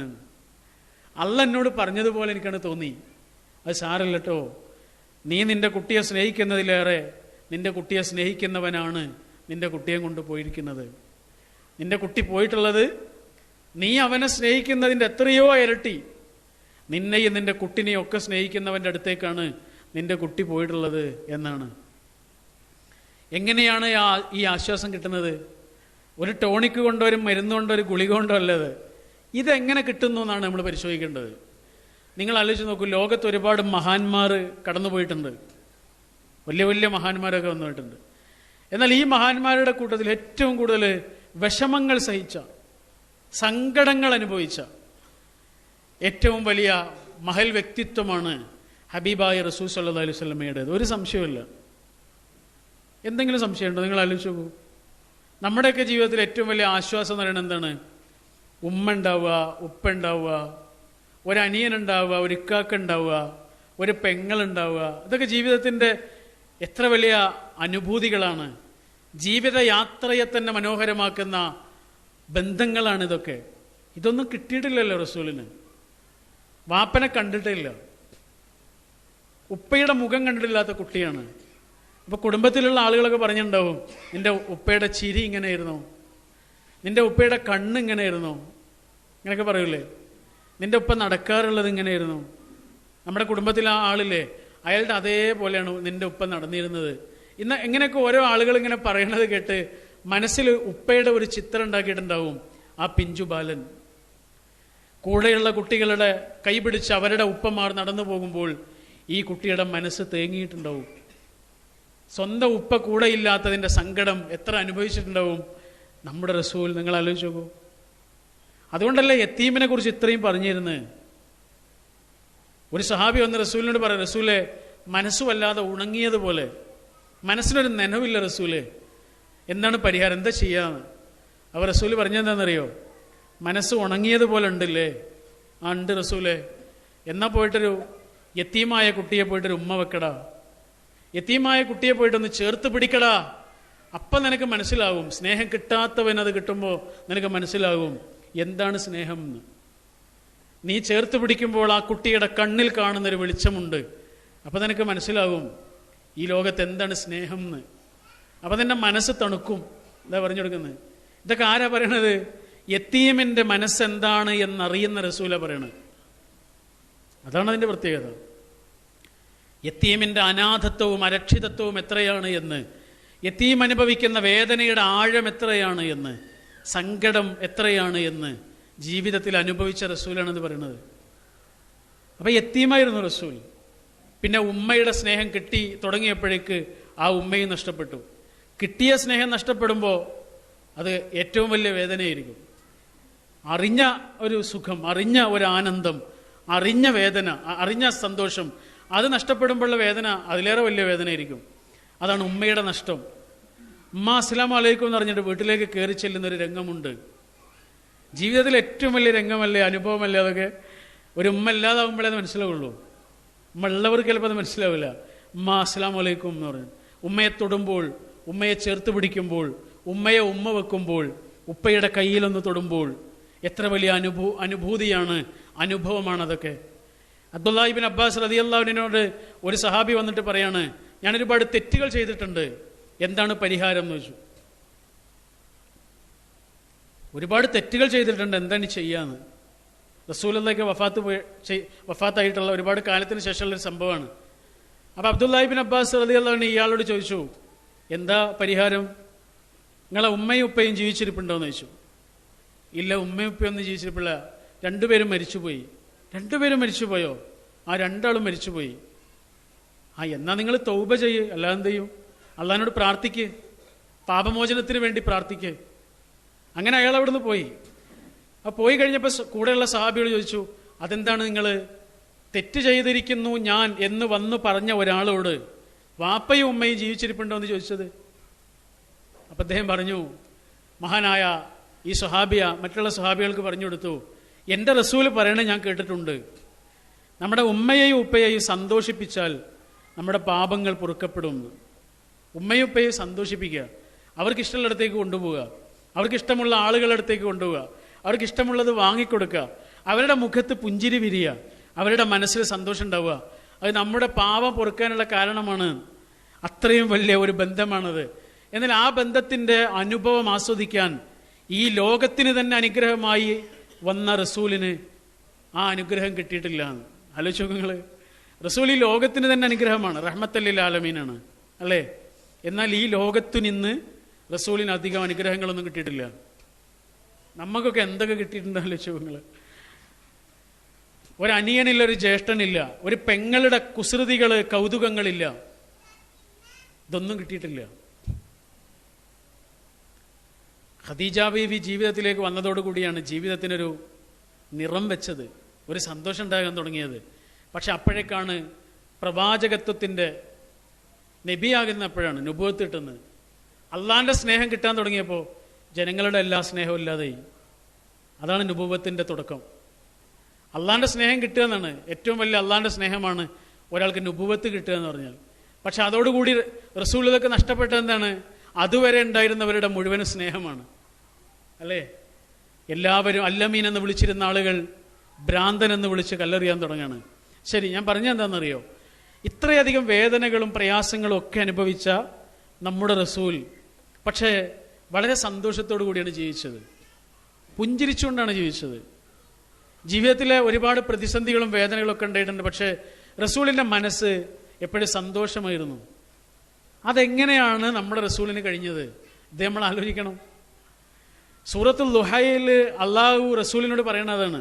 ശരിക്ക് ഇടക്കാലത്ത് വഹി നിലച്ചുപോയി, വഹി കുറേ കാലം കിട്ടാതെ പോയി. അപ്പോൾ റസൂലിന് വല്ലാത്ത സങ്കടമായി. ആളുകളൊക്കെ കളിയാക്കാൻ തുടങ്ങി, ശത്രുക്കൾ. മുഹമ്മദിനെ അവൻ്റെ അള്ളാഹു കൈവിട്ടു എന്നൊക്കെ പറയാൻ തുടങ്ങി. അപ്പോഴാണ് സൂറത്തുൽ ദുഹ ഇറങ്ങുന്നത്. എന്താണ് സൂറത്തുൽ ദുഹ? നിങ്ങളൊന്ന് വായിച്ചു നോക്കൂ. സൂറത്തുൽ ദുഹ നമ്മുടെ മനസ്സ് വളരെയധികം വേദനിക്കുന്നൊരു സമയത്ത്, നമ്മുടെ മനസ്സിന് വല്ലാത്ത സങ്കടം തോന്നുന്ന സമയത്ത് നമ്മൾ സൂറത്തുൽ ദുഹ എടുത്ത് വായിച്ചു നോക്കണം. എന്താണ് സൂറത്തുൽ ദുഹ? നമ്മുടെ മനസ്സിന് ഏറ്റവും വലിയൊരു കുളിർമഴയായി നമുക്ക് അനുഭവപ്പെടുന്നത്. അല്ലാഹു പറയാണ് വൽദുഹ, വെയിൽ തന്നെയാണ് സത്യം. വെയിൽ നമ്മൾ കാണുന്നതല്ലേ? ആണ്. അത് നമ്മൾ അറിയണതാണ്. നമ്മുടെ അനുഭവമല്ലേ? അത് അനുഭവമാണ്. എന്നാൽ അതുപോലെ സത്യമാണ് ഇനി പറയണ കാര്യം. വല്ലൈലി ഇദാ സജ, രാത്രി സത്യമല്ലേ? ആണ്. രാത്രി ഇങ്ങനെ ശാന്തമാവുക എന്നുള്ളത് സത്യമല്ലേ? ആണ്. നമ്മൾ കാണുന്നതാണ്. എന്നാൽ അതുപോലെ സത്യമാണ് ഇനി പറയണ കാര്യം. എന്താ പറയണത്? മാ വദ്ദഅക റബ്ബുക വമാ ഖല. എടാ, നിന്റെ റബ്ബ് നിന്നെ കൈവിട്ടിട്ടില്ല കേട്ടോ. അങ്ങനെ നീ വിചാരിക്കരുത്. നിന്റെ റബ്ബ് നിന്നെ ഒരിക്കലും വെറുക്കൂല. ജീവിതത്തിൽ എത്ര വലിയ പ്രതിസന്ധികളും സങ്കടങ്ങളും ഉണ്ടാകുമ്പോഴും നീ ഒരിക്കലും ആലോചിക്കരുത് നിന്റെ റബ്ബ് നിന്നെ കൈവിട്ടു എന്നൊന്നും നീ പറയരുത് കേട്ടോ. നിന്റെ റബ്ബ് നിന്നെ വെറുത്തു എന്നൊന്നും നീ പറയരുത്. എന്നിട്ട് പറയാണ്, എടാ, നിനക്ക് കിട്ടിയതിനേക്കാൾ നല്ലത് കിട്ടാനിരിക്കുന്ന ലോകമാണ്. ഇവിടെ നിനക്ക് ചിലതൊക്കെ നഷ്ടപ്പെട്ടിട്ടുണ്ടാവും, ശരിയാണ്. പക്ഷെ നഷ്ടപ്പെട്ടതൊക്കെ നിനക്ക് തിരിച്ചു കിട്ടുകയും എന്നാൽ തിരിച്ചു കിട്ടിയതൊന്നും പിന്നെ നഷ്ടപ്പെടാത്തതുമായ ഒരു ലോകം നിനക്ക് കിട്ടാനില്ലേ? വലൽ ആഖിറത്തു ഖൈറുൻ ലക മിനൽ ഊല, കിട്ടിയതിനേക്കാൾ നല്ലത് കിട്ടാനിരിക്കുന്ന ലോകമാണ്. ഇങ്ങനെ പറയാ റസൂലിനോട്. നമ്മൾ വായിക്കുമ്പോൾ നമ്മളോട് ഇങ്ങനെ പറയണ പോലെ നമുക്ക് അനുഭവപ്പെടും. എന്നിട്ട് റസൂലിനോട് പറ, റസൂലെ, താങ്കളൊരു അനാഥനായിരുന്നില്ലേ? താങ്കൾക്ക് ഒരുപാട് ആളുകളെ നാം തന്നില്ലേ? താങ്കൾ വഴി അറിയാത്ത ഒരാളായിരുന്നില്ലേ? വഴി കാണിച്ചു തന്നില്ലേ? താങ്കൾ ഒന്നുമില്ലാത്ത ഒരാളായിരുന്നില്ലേ റസൂലെ? ഒരുപാട് കാര്യങ്ങൾ നാം താങ്കൾക്ക് തന്നില്ലേ? ഇങ്ങനെ ചോദിക്കുക. അബ്ദുള്ള എന്ന മകൻ മരിച്ചിട്ടും അബ്ദുൽ മുത്തലിബ് എന്ന വാപ്പ അവിടെ ജീവിച്ചിരുന്നില്ലേ? അതാണ്. അബ്ദുള്ള എന്ന മകൻ മരിച്ചിട്ട്, യുവാവായ മകൻ മരിച്ചിട്ടും അബ്ദുൽ മുത്തലിബ് എന്ന വൃദ്ധനായ പിതാവ് അവിടെ ബാക്കിയുണ്ട്. ആ പിതാമഹന്റെ വല്യുപ്പയുടെ തണലിലാണ് പിന്നീട് റസൂൽ ജീവിക്കുന്നത്. ആരാണ് അങ്ങനെ ഒരു വല്യുപ്പയെ അവിടെ ബാക്കിയാക്കി വെച്ചത്? ആ ചോദ്യമല്ലേ ആ ചോദ്യം? എല്ലാ വാതിലുകൾ അടഞ്ഞാലും ഒരു ജനൽ അള്ളാഹു നമുക്ക് വേണ്ടി തുറന്നു തരും. വെറുതെ ഈ വാതിൽ പോയിട്ട് ഇങ്ങനെ മുട്ടിയിട്ട് സമയം കളയണ്ട. ആ ജനലിലൂടെ രക്ഷപ്പെടാനാണ് അള്ളാഹു പറയുന്നത്. മനസ്സിലായില്ല നിങ്ങൾക്ക്? അതാണ് സൂറത്തു ത്വലാഖിൽ അള്ളാഹു പറയുന്നത്, വമൻ യത്തഖില്ലാഹ യജ്അൽ ലഹു മഖ്റജ. അള്ളാഹിനെ സൂക്ഷിക്കുന്ന ഒരാൾക്ക് അയാൾ കുടുങ്ങൂല എന്നാണ് അള്ളാഹു പറയണത്. അയാൾ കുടുങ്ങൂല.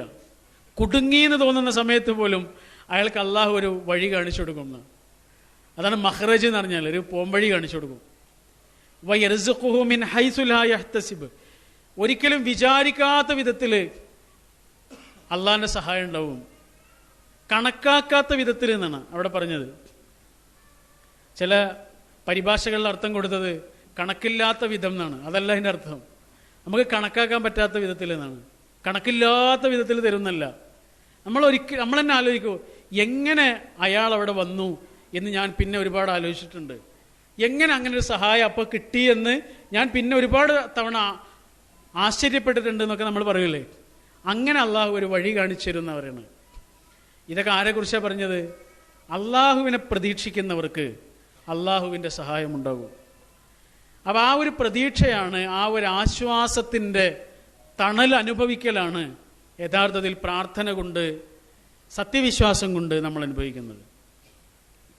ഏറ്റവും അധികം ഈ ഈമാനിൻ്റെ മധുരം നമ്മൾ അനുഭവിക്കേണ്ടത് നമ്മുടെ വേദനകളിൽ തന്നെയാണ്, നമ്മുടെ സന്തോഷങ്ങളിലുമാണ്.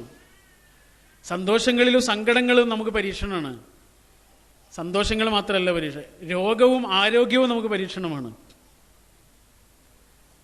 അനുഗ്രഹം കൊണ്ടുള്ള പരീക്ഷണമാണ് ആരോഗ്യം എന്ന് പറയുന്നത്. പരീക്ഷണം കൊണ്ടുള്ള അനുഗ്രഹമാണ് രോഗം എന്ന് പറയുന്നത്. ആരോഗ്യം എന്ന് പറയുന്നത് അനുഗ്രഹം കൊണ്ടുള്ള പരീക്ഷണമാണ്. നിങ്ങൾക്ക് നമ്മുടെ കൈ ഇങ്ങനെ അനക്കാൻ പറ്റുന്നുണ്ട്, നമ്മുടെ കാലനക്കാൻ പറ്റുന്നുണ്ട്, നമ്മുടെ കൈകാലുകൾ ചലിപ്പിക്കാൻ പറ്റുന്നുണ്ട്, നമ്മുടെ കണ്ണോട് കാണുന്നുണ്ട്, ഇല്ലേ? എന്നാൽ ഇതിനൊന്നും പറ്റാത്ത എത്ര ആളുകളുണ്ട് നിങ്ങൾ ആലോചിച്ച് നോക്കൂ.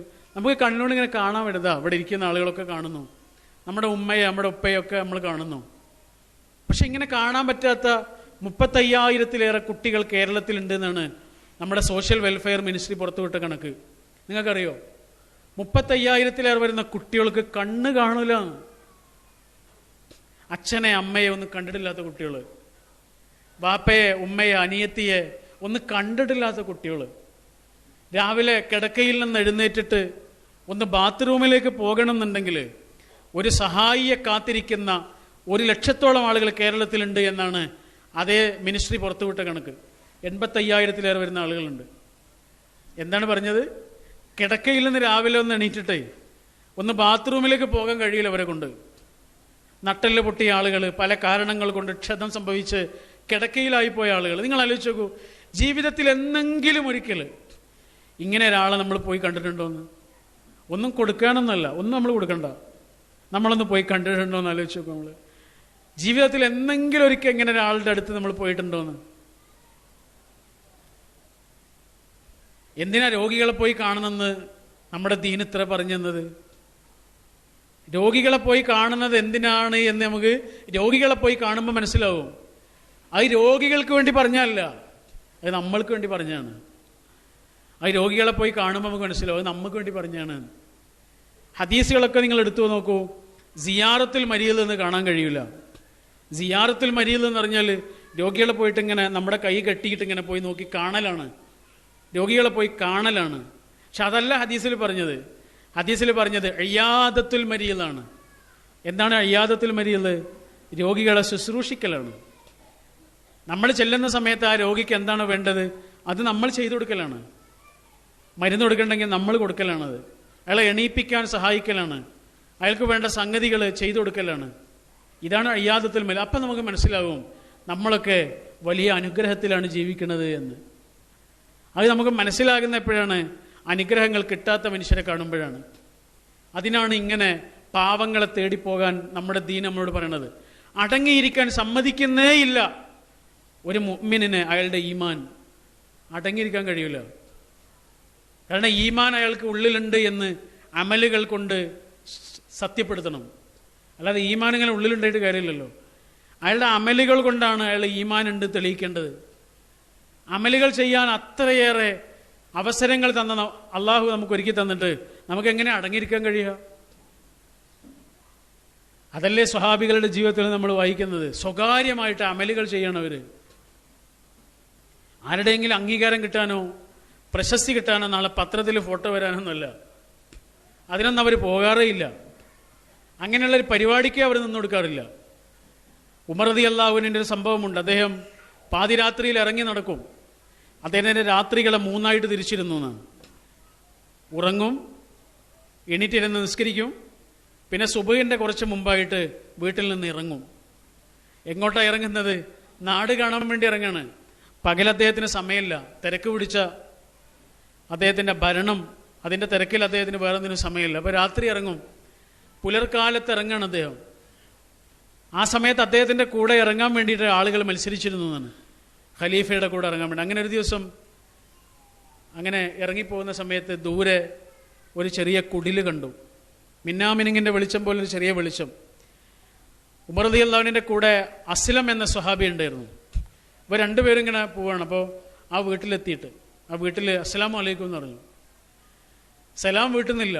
പിന്നെയും പറഞ്ഞു അസ്സലാമു അലൈക്കും, അപ്പോഴും വീട്ടില്ല. 3-ാമത്തെ പ്രാവശ്യം അസ്സലാമു അലൈക്കും എന്ന് പറഞ്ഞപ്പോൾ സലാം വീട്ടിയിട്ട് ഒരു ഉമ്മ പുറത്തേക്ക് ഇറങ്ങി വന്നു. ആ ഉമ്മ കരയുന്നുണ്ടായിരുന്നു. ആ ഉമർ റളിയല്ലാഹു ചോദിച്ചു, എന്തിനാണ് ഉമ്മ കരയണത്? അവരൊന്നും പറഞ്ഞില്ല. പിന്നെയും നിർബന്ധിച്ചു. അപ്പം ഉമ്മ പറഞ്ഞു, ഞാൻ എൻ്റെ കുട്ടികൾ കരയണോണ്ട് കരയാണ്. കുട്ടികൾ എന്തിനാ കരയണ ഉമ്മ? കുട്ടികൾ കരയണത് വിശന്നിട്ടാണ് എന്നത്. അപ്പം ഇവിടെ ഒന്നുമില്ലേ? ഭക്ഷണമില്ലേ? ഇല്ല, ഇവിടെ ഒരു ഭക്ഷണമില്ല. എൻ്റെ കുട്ടികൾ ഇത്ര നേരമായിട്ട് കരയാണ്, അവർക്ക് കൊടുക്കാൻ എൻ്റെ അടുത്തൊന്നുമില്ല. ഇതാണ് പറയണത്.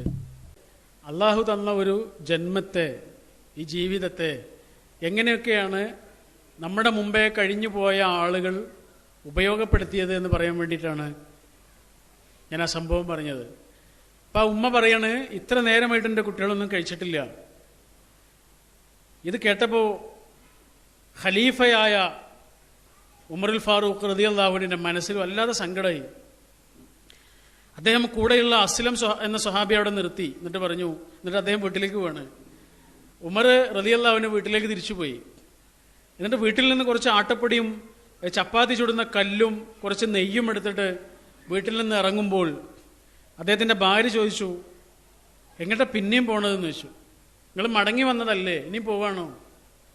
അപ്പം അദ്ദേഹം പറഞ്ഞു, അതെ, ഞാനിങ്ങനെ ഒരു പാവ ഉമ്മയെ കണ്ടിട്ടുണ്ട്. ആ കുട്ടികൾ ഇത്ര സമയമായിട്ടൊന്നും കഴിച്ചിട്ടില്ല. ഞാൻ അവർക്ക് എന്തെങ്കിലും ഉണ്ടാക്കി കൊടുക്കട്ടെ, നീ എൻ്റെ കൂടെ വരുന്നോ എന്ന് ചോദിച്ചു. നീ എൻ്റെ കൂടെ വരുന്നോ, സ്വർഗം കിട്ടുന്ന പറഞ്ഞ്. അല്ല, നിനക്ക് ഉറങ്ങണേ, നീ ഉറങ്ങിക്കോ. സ്വർഗം കിട്ടുന്ന കേട്ടതോടുകൂടി ആ പ്രിയങ്കരിയായ പ്രിയതമ ഭർത്താവിൻ്റെ കൂടെ ഇറങ്ങി. അവർ രണ്ടുപേരും ആ ഉമ്മയുടെ വീട്ടിലേക്ക് എത്തി. എന്നിട്ട് ആ ഉമ്മയോട് കുറച്ചു നേരം അടുക്കളയിൽ നിന്ന് മാറി നിൽക്കാൻ പറഞ്ഞു. ഉമ്മ മാറി നിന്നു. ആ നാടിൻ്റെ ഭരണാധികാരിയും ഭരണാധികാരിയുടെ പ്രിയങ്കരിയായ പ്രിയതമയും ആ അടുക്കളയിലേക്ക് കയറിയിട്ട് ചപ്പാത്തി ചുട്ട് നെയ്യ് പുരട്ടി ആ പാവ ഉമ്മയ്ക്കും പിഞ്ചു മക്കൾക്കും അത് വിളമ്പിക്കൊടുത്ത് അവരത് ആർത്തിയുടെ ആനന്ദത്തോടെ മുഴുവനും കഴിക്കുന്നത് കണ്ട് സന്തോഷിച്ച് ആ വീട്ടിൽ നിന്ന് ഇറങ്ങുമ്പോൾ മഹാനായ ഉമർ റളിയല്ലാഹു അൻഹു ആ ഉമ്മയോട് 2 കാര്യങ്ങൾ ആവശ്യപ്പെട്ടു. എന്താ പറഞ്ഞതെന്നറിയോ? ഒന്നാമതായി പറഞ്ഞു, ഞാനീ ചെയ്തു തന്ന കാര്യം നിങ്ങളൊരാളോടും പറയരുത്, എനിക്കത് പൊരുത്തല്ല എന്ന് പറഞ്ഞു. ഒരു മനുഷ്യനോട് നിങ്ങളിത് പറയരുത് കേട്ടോ, പക്ഷെ നിങ്ങൾ ഒരാളോട് ഇത് പറയണം. അതാരാണ്? റബ്ബിനോട് നിങ്ങൾ പറയണം.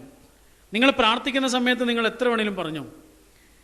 ഒരുപാട് തെറ്റ് ചെയ്ത ഒരാളാണ്, ജീവിതത്തിൽ ഒരുപാട് പാപങ്ങളും പാകപ്പിഴവുകളും സംഭവിച്ച ഒരാളാണ് ഇന്ന് നിങ്ങളുടെ വീട്ടിലേക്ക് വന്ന ഇയാൾ. അതുകൊണ്ട് എനിക്ക് വേണ്ടി നിങ്ങൾ അള്ളാഹിനോട് പ്രാർത്ഥിക്കണം എന്ന് പറഞ്ഞ് ആ വീട്ടിൽ നിന്ന് ഇറങ്ങുമ്പോൾ ആ ഉമ്മ പറഞ്ഞു, നിങ്ങളെപ്പോലുള്ള ആളുകളാണ് ഈ നാട് ഭരിക്കേണ്ടത്. ആ നാട് ഭരിക്കുന്ന ആൾ തന്നെയാണ് പാതിരാവിലെ ആ വീട്ടിലേക്ക് കയറി വന്ന് ചപ്പാത്തി ചുട്ട് ആ പാവ ഉമ്മയ്ക്കും പിഞ്ചുമക്കൾക്കും അത് വിളമ്പിക്കൊടുത്തത് എന്ന് ആ ഉമ്മക്ക് അപ്പോഴും മനസ്സിലായിട്ടില്ല. പരിചയപ്പെടുത്താൻ നിന്നില്ല ഉമർ. അടുത്ത സാധുവിനെ തേടി പോവാണ്. നിങ്ങൾ ആലോചിച്ച് നോക്കൂ, അവരുടെയൊക്കെ ഒരു മനസ്സാണത്. മദീനയുടെ ഏതോ കുഗ്രാമത്തിലൊരു പാവ ഉമ്മ ആരുമില്ലാതെ കഷ്ടപ്പെടുന്നുണ്ട് എന്ന് ഉമർ അറിയണം. അങ്ങനെ ഉമർ അപ്പം തന്നെ തീരുമാനിക്കുകയാണ് രാവിലെ അവിടെ എത്തണമെന്ന്. രാവിലെ അവിടെ എത്തി ആ ഉമ്മയുടെ അടുത്ത്. പക്ഷെ അപ്പോഴേക്ക് ആ ഉമ്മയ്ക്ക് വേണ്ടതെല്ലാം ചെയ്തു കൊടുത്ത് ആരവിടുന്ന് പോയിട്ടുണ്ട്. ആരാന്ന് മനസ്സിലായില്ല. പിറ്റേ ദിവസം അതിലേറെ നേരത്തെ വന്നു. അപ്പോഴും ആ ഉമ്മയ്ക്ക് വേണ്ടതൊക്കെ ചെയ്തു കൊടുത്ത് ആരവിടുന്ന് പോയിട്ടുണ്ട്. മൂന്നാമത്തെ ദിവസം ഒരുപാട് നേരത്തെ വന്ന് ഉമർ കാത്തിരുന്നു. അത് ആരാന്നറിയാൻ വേണ്ടിയിട്ട്, ആരാണ് എന്നെ തോൽപ്പിക്കുന്നത് എന്നറിയാൻ വേണ്ടിയിട്ട്. ഇത്രയും നേരത്തെ അവിടെ വന്നിട്ട് എന്നെ ഈ സൽക്കർമ്മത്തിൽ ആരാണ് തോൽപ്പിക്കുന്നത് എന്നറിയാൻ വേണ്ടിയിട്ട് അദ്ദേഹം അവിടെ ഇങ്ങനെ കാത്തിരുന്നു. അപ്പോഴാണ് നിലാവിൽ ചന്ദ്രപ്രഭ പോലെ ഒരാളിങ്ങനെ കടന്നു വരുന്നത്. ഉമറിന് മനസ്സിലായി അതാരാണ് എന്ന്. ഉമർ ഓടിച്ചെന്ന് വാരിപ്പുണർന്നു. എന്നിട്ട് പറഞ്ഞു, എൻ്റെ അബൂബക്കർ, എനിക്കറിയാമായിരുന്നു നിങ്ങളായിരിക്കുമെന്ന്. വേറെ ആരെങ്കിലും ആകുമോ എന്ന് മാത്രമായിരുന്നു എൻ്റെ സംശയം. ഇത് പറഞ്ഞപ്പോൾ അബൂബക്കർ സിദ്ദീഖ് റളിയല്ലാഹു അൻഹു ആ നാടിൻ്റെ ഖലീഫയായിരുന്നു. നിങ്ങൾ ആലോചിച്ച് നോക്കൂ, അമലുകളായിരുന്നു അവരുടെയൊക്കെ ജീവിതത്തിൽ. വെറുതെ തർക്കിക്കാനും പിണങ്ങാനും അകലാനും അവരൊന്നും സമയം കണ്ടെത്തില്ല. ഉള്ള ജീവിതം മറ്റൊരു മനുഷ്യനെ സന്തോഷിപ്പിക്കുവാനും ഉള്ള ജീവിതത്തിൽ എന്താണോ പടച്ചോൻ തന്നത് അത് മറ്റുള്ളവർക്ക് കൂടി ഷെയർ ചെയ്ത് ഉള്ള ജീവിതത്തെ സന്തോഷകരമാക്കാനാണ് അവരൊക്കെ ശ്രമിച്ചത്. അവരൊന്നും അകലാനും തർക്കിക്കുവാനും മറ്റുള്ളവരെ ശത്രുവാക്കാനും കണ്ടാൽ മിണ്ടാതെ നടക്കാനും സലാം പറയാതെ തിരിഞ്ഞു നടക്കാനും അന്യരായി തീരാനും അല്ല ശ്രമിച്ചത്, അനിയന്മാരായി തീരാനാണ് ശ്രമിച്ചത്. നമുക്കിതിനൊന്നും സമയമില്ല. നമുക്ക് തർക്കങ്ങളാണ്, തർക്കങ്ങളോട് തർക്കങ്ങളാണ്. എന്നാൽ ഇത് എന്തെങ്കിലും ഒരു കാലത്ത് തീരൂല. നമുക്ക് ശത്രുക്കളാണ്. ഒരാൾക്ക് വേറൊരാൾ ശത്രുവാണ്. കണ്ടാൽ മിണ്ടൂല, സലാം പറയൂല, പറഞ്ഞാൽ തന്നെ അത് ഉള്ളിൻ്റെ ഉള്ളെന്നാകൂല. രണ്ടാൾക്ക് കൂടിയാലും മൂന്നാമതൊരാളെ കുറിച്ചാണ് പറയാനുള്ളത്. സംഘടനാപരമായ പോരുകൾ, പലതരത്തിലുള്ള തർക്കങ്ങൾ, സംവാദങ്ങൾ. എങ്ങനെ തീരും, എങ്ങനെ കാണും നമുക്ക് സമയം സൽക്കർമ്മങ്ങൾക്ക് വീതിക്കുവാൻ? ഇവരുടെയൊക്കെ ജീവിതം ഇങ്ങനെയായിരുന്നു. നിങ്ങൾ കേട്ടിട്ടില്ലേ അലി റളിയല്ലാഹു അൻഹുവിൻ്റെ മകൻ ഹുസൈൻ എന്നൊരു സ്വഹാബിയെക്കുറിച്ച്? റളിയല്ലാഹു അൻഹു റസൂലിൻ്റെ ഒക്കത്ത് വളർന്ന കുട്ടിയാണ് ഹുസൈൻ റളിയല്ലാഹു അൻഹു. ഈ ഹുസൈൻ റളിയല്ലാഹു അൻഹുവിനൊരു മകനുണ്ട്. അദ്ദേഹത്തിൻ്റെ പേര് അലി എന്നാണ്, വല്യുപ്പയുടെ പേരാണ്. പക്ഷെ അദ്ദേഹത്തെ ആളുകൾ വിളിച്ച പേരുണ്ട്, എന്താണ്? സൈനുൽ ആബിദീൻ എന്നായിരുന്നു. അത്രയധികം ഇബാദത്തുകൾ ചെയ്യുന്ന ഒരാളായിരുന്നു. സജ്ജാദ് എന്ന് അദ്ദേഹത്തെ ആളുകൾ വിളിച്ചിരുന്നു. അത്രയധികം സുജൂദുകൾ ചെയ്യുന്ന, എന്ന് പറഞ്ഞാൽ നിസ്കാരത്തിൻ്റെ കാര്യത്തിലൊക്കെ അത്രയും ശ്രദ്ധയുള്ള ഒരാളായിരുന്നു. ഒരു ചെറിയ കച്ചവടമായിരുന്നു, വരുമാനം. അദ്ദേഹം മരിച്ച ദിവസം അദ്ദേഹത്തിൻ്റെ മയ്യത്ത് കുളിപ്പിക്കുകയാണ്. മയ്യത്ത് കുളിപ്പിക്കുന്ന ആരായിരിക്കും? ഭാര്യയും മക്കളൊക്കെയാണല്ലോ, ഏറ്റവും അടുത്ത ആളുകളാണല്ലോ മയ്യത്ത് കുളിപ്പിക്കുക. അപ്പോഴാണ് മയ്യത്ത് കുളിപ്പിക്കുമ്പോൾ അദ്ദേഹത്തിൻ്റെ ചുമലിലൊരു തഴമ്പ് കണ്ട, ഒരു കറുത്ത അടയാളം, എന്തോ ഏറ്റിയത് പോലുള്ള ഒരു അടയാളമാണ്. ഇത്ര കാലം ആരും കണ്ടിട്ടില്ല, ഭാര്യയ്ക്ക് പോലും കാണിച്ചു കൊടുത്തിട്ടില്ല അദ്ദേഹം. അപ്പോൾ ഭാര്യ പോലും ഇത് കണ്ടിട്ട് മക്കളോട് ചോദിക്കുകയാണ്, എന്താ മക്കളെ ഇത്, എന്തോ ഏറ്റിയത് പോലുള്ള തഴമ്പാണല്ലോ, വാപ്പാക്കൊന്നും ഏറ്റേണ്ടി വന്നിട്ടില്ലല്ലോ. ഇവർക്കൊന്നും മനസ്സിലായില്ല ഇതെന്താണ്, ആർക്കും മനസ്സിലായില്ല. അദ്ദേഹത്തെ മറവ് ചെയ്തു. 1-2 ആഴ്ചകൾ കഴിഞ്ഞിട്ട് ആ നാട്ടിലെ ഒരു ചെറിയ ചേരി പ്രദേശമുണ്ട്, വളരെ പാവപ്പെട്ട ആളുകൾ താമസിക്കുന്ന ഒരു ഏരിയ. അവിടുന്ന് ആളുകൾ ഇവിടേക്ക് വന്നിട്ട് യാചിക്കാൻ തുടങ്ങി. ഞങ്ങൾക്ക് ഭക്ഷണമില്ല, വിശപ്പാണ്, ഞങ്ങൾക്ക് കൊണ്ടുവന്ന് തരാൻ ഭർത്താക്കന്മാരില്ല, രോഗികളാണ്, അല്ലെങ്കിൽ മരിച്ചു പോയിട്ടുണ്ട്. ഒരു 10-ൽ താഴെ കുടുംബങ്ങൾ താമസിക്കുന്ന വളരെ സാധുക്കളായ ആളുകൾ. അപ്പോൾ ഇവർ ചോദിച്ചു, ഇത്രയും കാലം നിങ്ങൾക്ക് എവിടുന്നാണ് ഭക്ഷണം കിട്ടിയത്, നിങ്ങളെങ്ങനെയാണ് പെട്ടെന്ന് പട്ടിണിയായത്? അപ്പോൾ അവർ പറഞ്ഞു, ഞങ്ങൾക്ക് ഭക്ഷണം കൊണ്ടുവന്ന് തരുന്നൊരു പദ്ധതി നിങ്ങൾ നിർത്തലാക്കിയതുകൊണ്ടല്ലേ. ഏത് പദ്ധതി? എല്ലാ ശനിയാഴ്ചയും രാത്രി ഞങ്ങൾക്ക് വേണ്ട ഭക്ഷണം ഞങ്ങളുടെ വീടിൻ്റെ പടിക്കൽ ഉണ്ടാവാറുണ്ട്. അതാരാ കൊണ്ടുവന്ന് തരുന്നത്? ഞങ്ങൾക്കറിയില്ല അതാരാന്ന്. ആരോ ഒരാളാണ്, പക്ഷെ അയാളെ ഞങ്ങൾ ഇതുവരെ കണ്ടിട്ടില്ല, മുഖം കാണിച്ചു തന്നിട്ടില്ല അയാള്.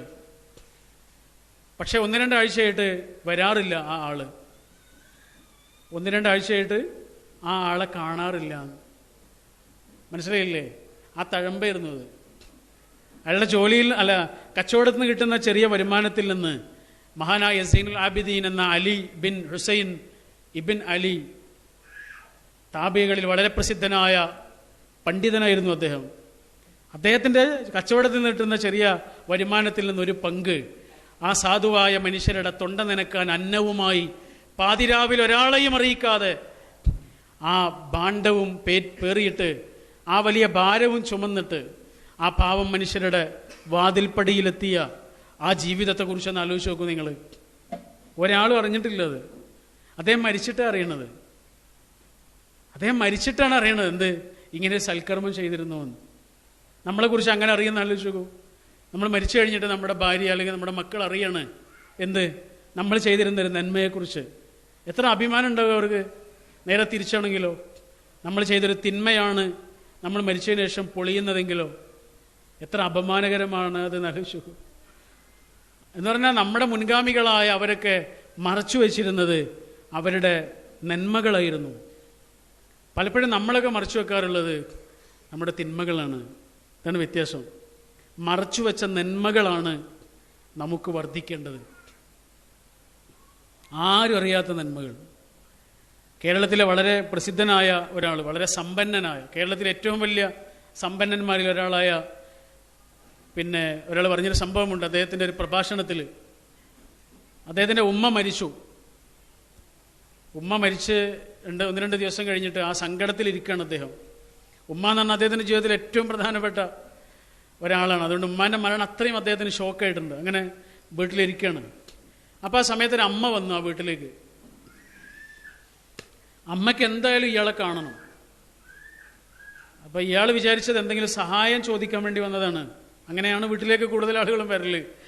അപ്പോൾ അദ്ദേഹം പറഞ്ഞു, എന്തെങ്കിലും കൊടുത്തു വിട്ടേക്ക്, എന്തെങ്കിലും കൊടുത്തേക്ക്, എന്തെങ്കിലും ചോദിച്ചു വന്നതായിരിക്കും, കൊടുത്തേക്ക്. അപ്പോൾ ഈ അമ്മ പറഞ്ഞു, എനിക്കൊന്നും വേണ്ട, എനിക്ക് ഇദ്ദേഹത്തെ ഒന്ന് കണ്ടാൽ മതി എന്നത് നിർബന്ധിച്ചു. അപ്പോൾ ഇദ്ദേഹം ഈ അമ്മയുടെ അടുത്തേക്ക് ചെല്ലുകയാണ്.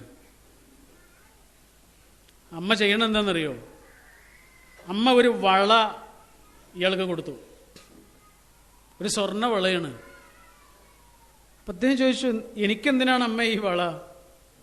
എനിക്ക് വളയുടെ ആവശ്യമൊന്നുമില്ലല്ലോ. അപ്പം ഈ അമ്മ കരഞ്ഞു.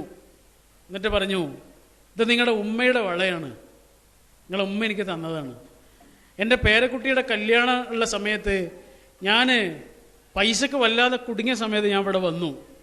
നിങ്ങളെ ഉമ്മയോട് ഞാൻ ചോദിച്ചു, വല്ലതും തരാൻ പറ്റുമോ എന്ന് ചോദിച്ചു. അപ്പം നിങ്ങളെ ഉമ്മ എന്നോട് പറഞ്ഞു, എൻ്റെ കയ്യിൽ പൈസ ആയിട്ടൊന്നുമില്ല, എൻ്റെ കുട്ടികളൊന്നും ഇവിടെ ഇല്ല, അതുകൊണ്ട് നീ ഒരു കാര്യം ചെയ്യേ, ഈ വള കൊണ്ടുപോയിട്ട് വിൽക്കേ പണയം വെക്കുക എന്തെങ്കിലും ചെയ്തിട്ട് നീ അതുകൊണ്ട് പൈസ ഉണ്ടാക്കിയിട്ട് നിൻ്റെ കുട്ടിയുടെ കല്യാണം നടക്കട്ടെ എന്ന് പറഞ്ഞു. അങ്ങനെ നിങ്ങളുടെ ഉമ്മ എനിക്ക് തന്ന വളയാണ് ഇത് എന്ന് പറഞ്ഞ് ആ അമ്മ പൊട്ടിക്കരയാണ്. അദ്ദേഹം പറയാണ്, ഈ വള വാങ്ങിയിട്ട് ഇദ്ദേഹവും കരയാണ്. എന്ന് പറഞ്ഞാൽ ഒരാളുടെ മരണത്തിന് ശേഷം അയാൾ ചെയ്ത നന്മകൾ കൂടെയുള്ള ആളുകൾ അറിയുക എന്ന് പറഞ്ഞാൽ അത് അത്രയും വലിയൊരു അംഗീകാരമാണ്. ആ അംഗീകാരങ്ങളാണ് നമ്മുടെ ജീവിതത്തിൽ നമുക്ക് നേടാനുള്ളത്. ബാക്കിയുള്ളതൊക്കെ അതിൻ്റെ ശേഷമാണ്. അള്ളാഹു നമുക്ക് എന്താണോ തന്നത്, അതെത്ര കുറച്ചാണെങ്കിലും, എന്താണോ അള്ളാഹു നമ്മുടെ ജീവിതത്തിൽ നമുക്ക് തന്നത്, അത് അള്ളാഹു തന്നത് നമ്മളെ പരീക്ഷിക്കാനാണ്, വേറൊന്നിനുമില്ല. അതാണ് സുമ്മ ലതുസ്അലുന്ന യൗമഇദിൻ അനിൻ നഈം. ഒരു അനുഗ്രഹം തരുമ്പോൾ അതിൻ്റെ കൂടെ ഒരു മുന്നറിയിപ്പുണ്ട്. ആ മുന്നറിയിപ്പിൽ എഴുതി വെച്ചത് എന്താണെന്നറിയോ? സുമ്മ ലതുസ്അലുന്ന യൗമഇദിൻ അനിൻ നഈം. ഇതിനെക്കുറിച്ച് ചോദിക്കും കേട്ടോ എന്നാണ്. എന്താണോ ഉള്ളത് ഓരോരുത്തർക്കും ഓരോ അനുഗ്രഹങ്ങളാണ്. ചില ആളുകൾക്ക് സമയം ഉണ്ടാവും, ചില ആളുകൾക്ക് പൈസ ഉണ്ടാവും, ചില ആളുകൾക്ക് നല്ല ആരോഗ്യം ഉണ്ടാവും, ചില ആളുകളുടെ കയ്യിലൊരു വാഹനം ഉണ്ടാവും, ചില ആളുകളുടെ കയ്യിൽ പണം ഉണ്ടാവും, അല്ലേ, അല്ലെങ്കിൽ നല്ല വാക്കുകൾ ഉണ്ടാവും. എന്താണ് നമ്മുടെ കയ്യിലുള്ളത് അത് ആഗ്രഹിക്കുന്ന മനുഷ്യർക്ക് അത് എത്തിച്ചു കൊടുക്കണം നമ്മൾ. അത്രയേ ഉള്ളൂ. നമ്മുടെ കയ്യിലൊരു വാഹനമുണ്ടെങ്കിൽ നമുക്ക് സ്വർഗം നേടാൻ കഴിയും. നമുക്കൊരു കണ്ണുണ്ടെങ്കിൽ ആ കണ്ണുകൊണ്ട് സ്വർഗം നേടാൻ കഴിയും. പോയി കണ്ടാൽ മതി മനുഷ്യരെ. നല്ല വാക്ക് പറയാൻ കഴിയോ അത് കൊടുത്താൽ മതി. എല്ലാവർക്കും വേണ്ടത് പൈസ ഒന്നുമല്ല. നമ്മുടെ സാന്നിധ്യം ആഗ്രഹിക്കുന്ന എത്ര ആളുകളുണ്ട്. നമ്മളെ കാണാൻ കഴിയില്ല, അവർക്ക് ഇങ്ങോട്ട് വരാൻ കഴിയില്ല.